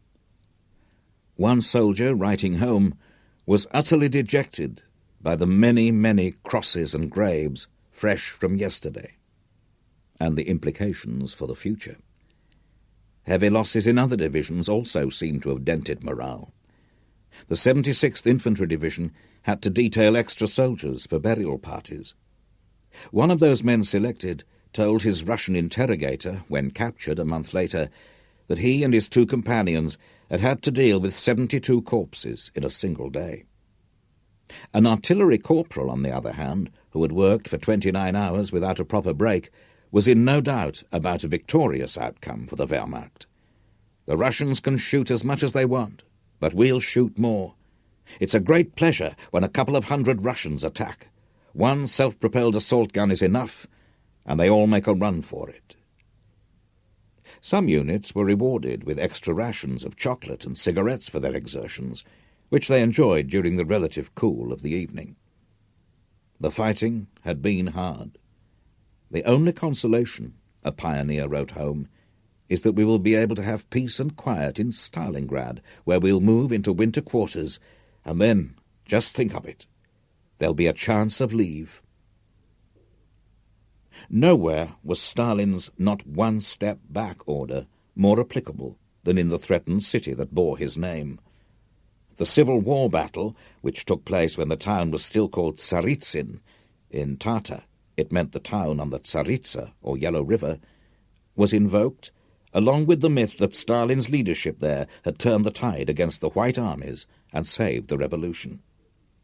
The Regional Military Committee did not shrink from using every measure to turn the city into a fortress. The task was far from easy.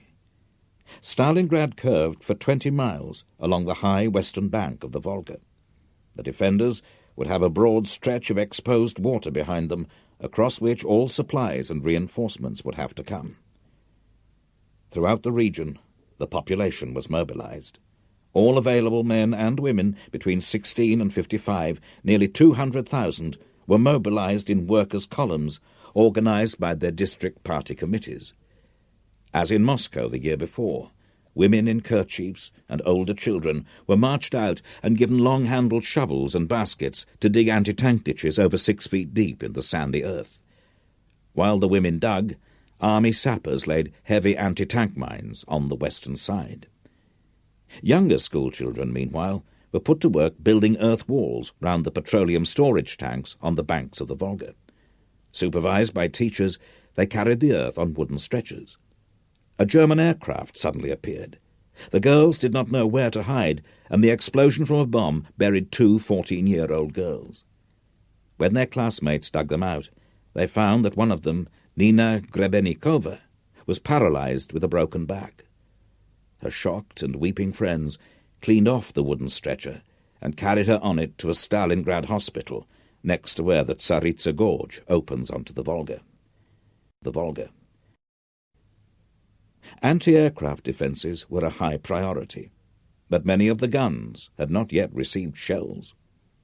Most batteries were formed with young women, mainly Komsomol members who had been recruited in April, with the inescapably pointed question, "Do you want to defend your motherland?" Batteries were sited on both banks of the Volga to defend key installations, such as the power station at Beketovka just to the south, and the large factories in the northern sector of the town. There, the workers on arms production lines, such as the Stalingrad tractor factory, which had been converted to the production of T-34 tanks, received rudimentary military training. The Stalingrad Defense Committee issued decree after decree. Collective farms were ordered to hand their grain reserves over to the Red Army.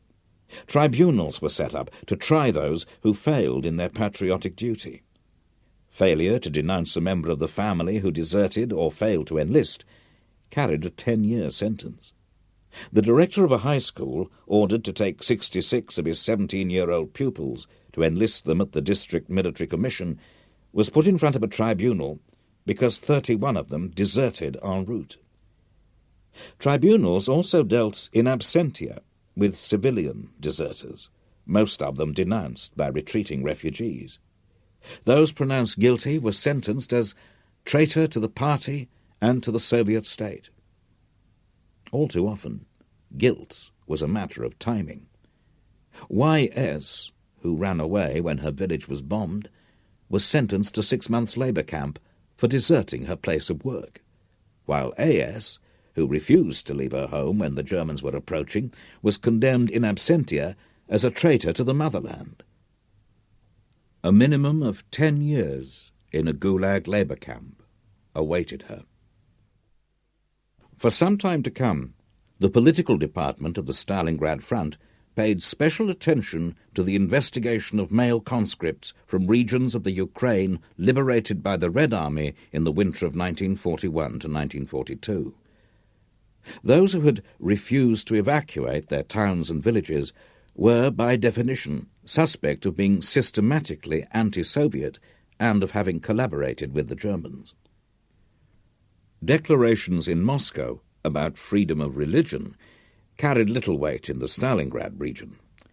The head of the agricultural bank in one district, who sent his brother, an officer in the Red Army, some prayers, advising him to recite them before battle, was condemned for anti-party action.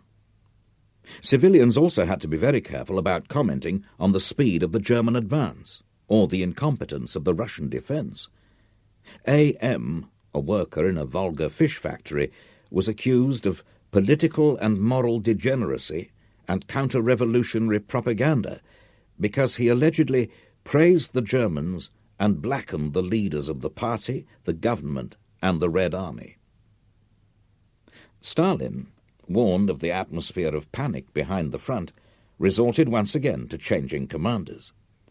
Having dismissed Timoshenko on the 21st of July to replace him with General V.N. Gordov, supervised by Vasilevsky, he then decided in early August to split the front into 2 commands, with the southern part extending from the Tsaritsa in the centre of Stalingrad southwards into the Kalmyk steppe. Colonel General Andrei Yeremenko, who had not yet entirely recovered from his leg wound, on hearing of his appointment to command the southern half, argued against splitting the front through the centre of Stalingrad, but this only irritated the Supreme Commander-in-Chief. Yeremenko flew down on the 4th of August in a Douglas transport aircraft and landed at the small airfield on the northwest edge of the city. Khrushchev met him with a car, and they drove to the headquarters. For Yeremenko, the lack of information about the enemy was depressing. 5 days later, Stalin reorganized the front commands again and promoted Yeremenko to command both. But Stalin, still nervous, sent Zhukov down to investigate and report back. The chief danger, as Yeremenko soon spotted, was a simultaneous attack from Paulus's 6th Army attacking across the Don from the west and Hoth's 4th Panzer Army attacking from the southwest. The whole of the lower Volga was in danger, and there was panic in Astrakhan after German bombing. The oil refineries by the estuary into the Caspian burned for a week, emitting filthy black clouds. Other raids caused chaos, for the ports were packed with refugees and the quays piled with factory machinery destined for evacuation eastwards. Now, apart from the desert, the only escape route was across the Caspian Sea. Few forces were available to oppose Hoth's forces in the semi-barren Kalmyk steppe, which Russians from the north thought of as the end of the world. Lev Lazarev, who commanded a detachment of marine infantry there, said of the area, "It's not Russia, it's Asia. It was hard to understand the reason to fight for such territory, yet we all knew that we had to stand or die there." With no soldiers available, the Soviet military authorities had turned to the Navy. Brigades of sailors were transferred by rail across Siberia from the Far East Fleet. Their officers were 18-year-old cadets, originally from the Naval Academy in Leningrad, where they had fought in the early part of the siege. In August, while the sailors were en route from the Far East, the cadets received 3 weeks field training on the Kalmyk steppe. These 18-year-olds awaited the tough sailors they were to command with trepidation. But they did not disgrace themselves in battle. The casualty rate for the young lieutenants would be terrible. Out of Lazarev's class of 21 cadets, only 2 remained alive the following year. On the German side, meanwhile, a sense of unease began to grow in spite of their victories. "After the Don, we will advance to the Volga," wrote the company commander who kept a diary in the 384th Infantry Division. But he recognized the danger. Germany simply did not have enough troops to push forward along the whole front. He began to suspect that the war had developed a momentum of its own. It would not come to an end when they reached the great river that was supposed to mark their final destination. Chapter 8. The Volga is reached. On the 21st of August, 1942, infantry companies from General von Seydlitz's 51st Corps crossed the Don at dawn in inflatable assault boats. They rapidly established a bridgehead near the village of Luchinsky. More and more companies paddled furiously over the broad expanse of water. A few miles downstream, at Vertyachi, a whole battalion crossed the Don in relays in less than 70 minutes. Once bridgeheads were secured, pioneer battalions went to work building pontoon bridges to take the tanks and other vehicles of General von Wietersheim's 14th Panzer Corps. The German pioneers, intrigued by the mysterious contrasts of the quiet Don, referred to the river affectionately as the stream. A number of soldiers and officers in the 6th Army seemed to have fallen for this stretch of Don Cossack country. Some dreamed of having a farm there once the war was won. Soon after midday, on the 22nd of August, the bridge was ready, and General Huber's 16th Panzer Division, the battering ram of the Corps, began to cross. The tanks, half-tracks, self-propelled assault guns, 8-wheeled reconnaissance vehicles, and trucks rattled deafeningly over the pontoon bridge. That night, as soon as the moon rose, Russian aircraft began their bombing runs. Vehicles were hit on both banks, and they burned brightly, illuminating the target area, but the bombs continued to miss the bridge itself. Huber's divisional headquarters received reports of skirmishes around the edges of the bridgehead. From time to time, the shrieking whoosh of Katyusha rockets from Stalin organs could be heard. The sound was unsettling, but the enemy batteries were firing blind. Behind the infantry screen, the lagered panzer troops made final checks on their vehicles or caught up on a little sleep. At 0430 hours, as the dawn rose ahead of them in the east, Count von Strachwitz's Abteilung of the 2nd Panzer Regiment, reinforced with Panzer Grenadier companies, moved forward towards the Volga. The tank crews, conscious of the historic event, found it a very exhilarating moment. The steppe between the Don and Volga, stone-hard in the summer drought, offered fast going. Tank commanders, standing in their turrets, wearing goggles against the dust, had to keep an eye out ahead for a hidden balka or gully that might not be visible to the driver. For the first dozen miles, the panzer crews sighted few enemy. The slightly rolling terrain of dry, rough grass seemed eerily empty. The sun had still not risen high in the sky when General Huber, after a flurry of radio transmissions, suddenly halted his headquarters. Engines were switched off to conserve fuel. They waited in the baking heat. Soon, the droning of a small aeroplane could be heard. a Fiesler-Stork liaison aircraft appeared. It circled, then came into land alongside the armoured vehicles. The pilot climbed out and strode over. It was General von Richthofen. Richthofen, now Commander-in-Chief of the 4th Air Fleet, hardly bothered to conceal his mood of impatience with the army. "General Paulus is worried about his left flank," he had noted in his diary only 3 days before. He was also displeased when told that the Luftwaffe's main priority was to shoot up tanks. For fighter pilots, ground attack was regarded as menial and unnecessarily dangerous work. It had none of the skill of aerial combat, and ran the risk of a lucky shot from the ground when Russian infantry lay flat on their backs and fired away with their rifles. Richthofen, in shirt-sleeves and with his uniform cap pushed back, exposing part of his shaved head, greeted Huber curtly. On orders from Führer headquarters, all of 4th Air Fleet's resources were to be diverted to the Stalingrad front to cripple the Russians completely. "Make use of today," he told Huber. "You'll be supported by 1,200 aircraft. Tomorrow, I can't promise you any more." In the afternoon, the Panzer crews looked up, squinting against the sunlight, to see waves of Junkers 88 and Heinkel 111 bombers, as well as squadrons of Stukas in tightly packed groups, flying towards Stalingrad. A mass of shadows passed across the steppe. On their return, the Stuka pilots sounded their sirens to greet the advancing troops. The Panzer crews waved back exultantly.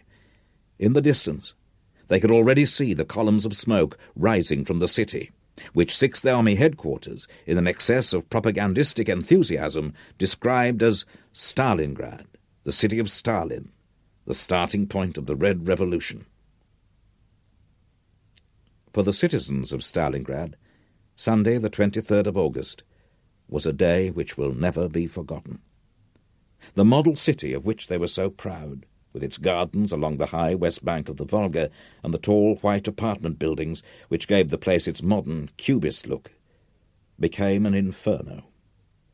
The loudspeakers in the streets attached to lampposts began to repeat, "Comrades, an air raid warning has been sounded in the city. Attention, comrades, an air raid warning." The population had heard so many false air raid warnings, broadcast in the same monotonous voice, that few took this one seriously at first. Only after anti-aircraft batteries opened fire did people begin to run for cover. Those picnicking on the Mamaev Kurgan, the huge Tatar burial mound which dominated the centre of the city, were the most exposed. Down in the long broad streets which ran parallel to the Volga, the mass of refugees from outlying districts found little protection, apart from trenches in courtyards and gardens dug by block committees for those who could not reach a cellar in time. Richthofen's aircraft began to carpet bomb in relays. "Not just industrial targets, but everything," said one student present that day. The high explosive bombs oscillated gently as they dropped in sticks from the Heinkels. Descriptions of scenes in the city make it hard to imagine anyone surviving outside a cellar. Incendiary bombs showered on the wooden houses down the southwestern edge of the city. They burned to the ground, but in the smoking ash, their spindly brick chimneys remained standing in rows like a surrealist graveyard.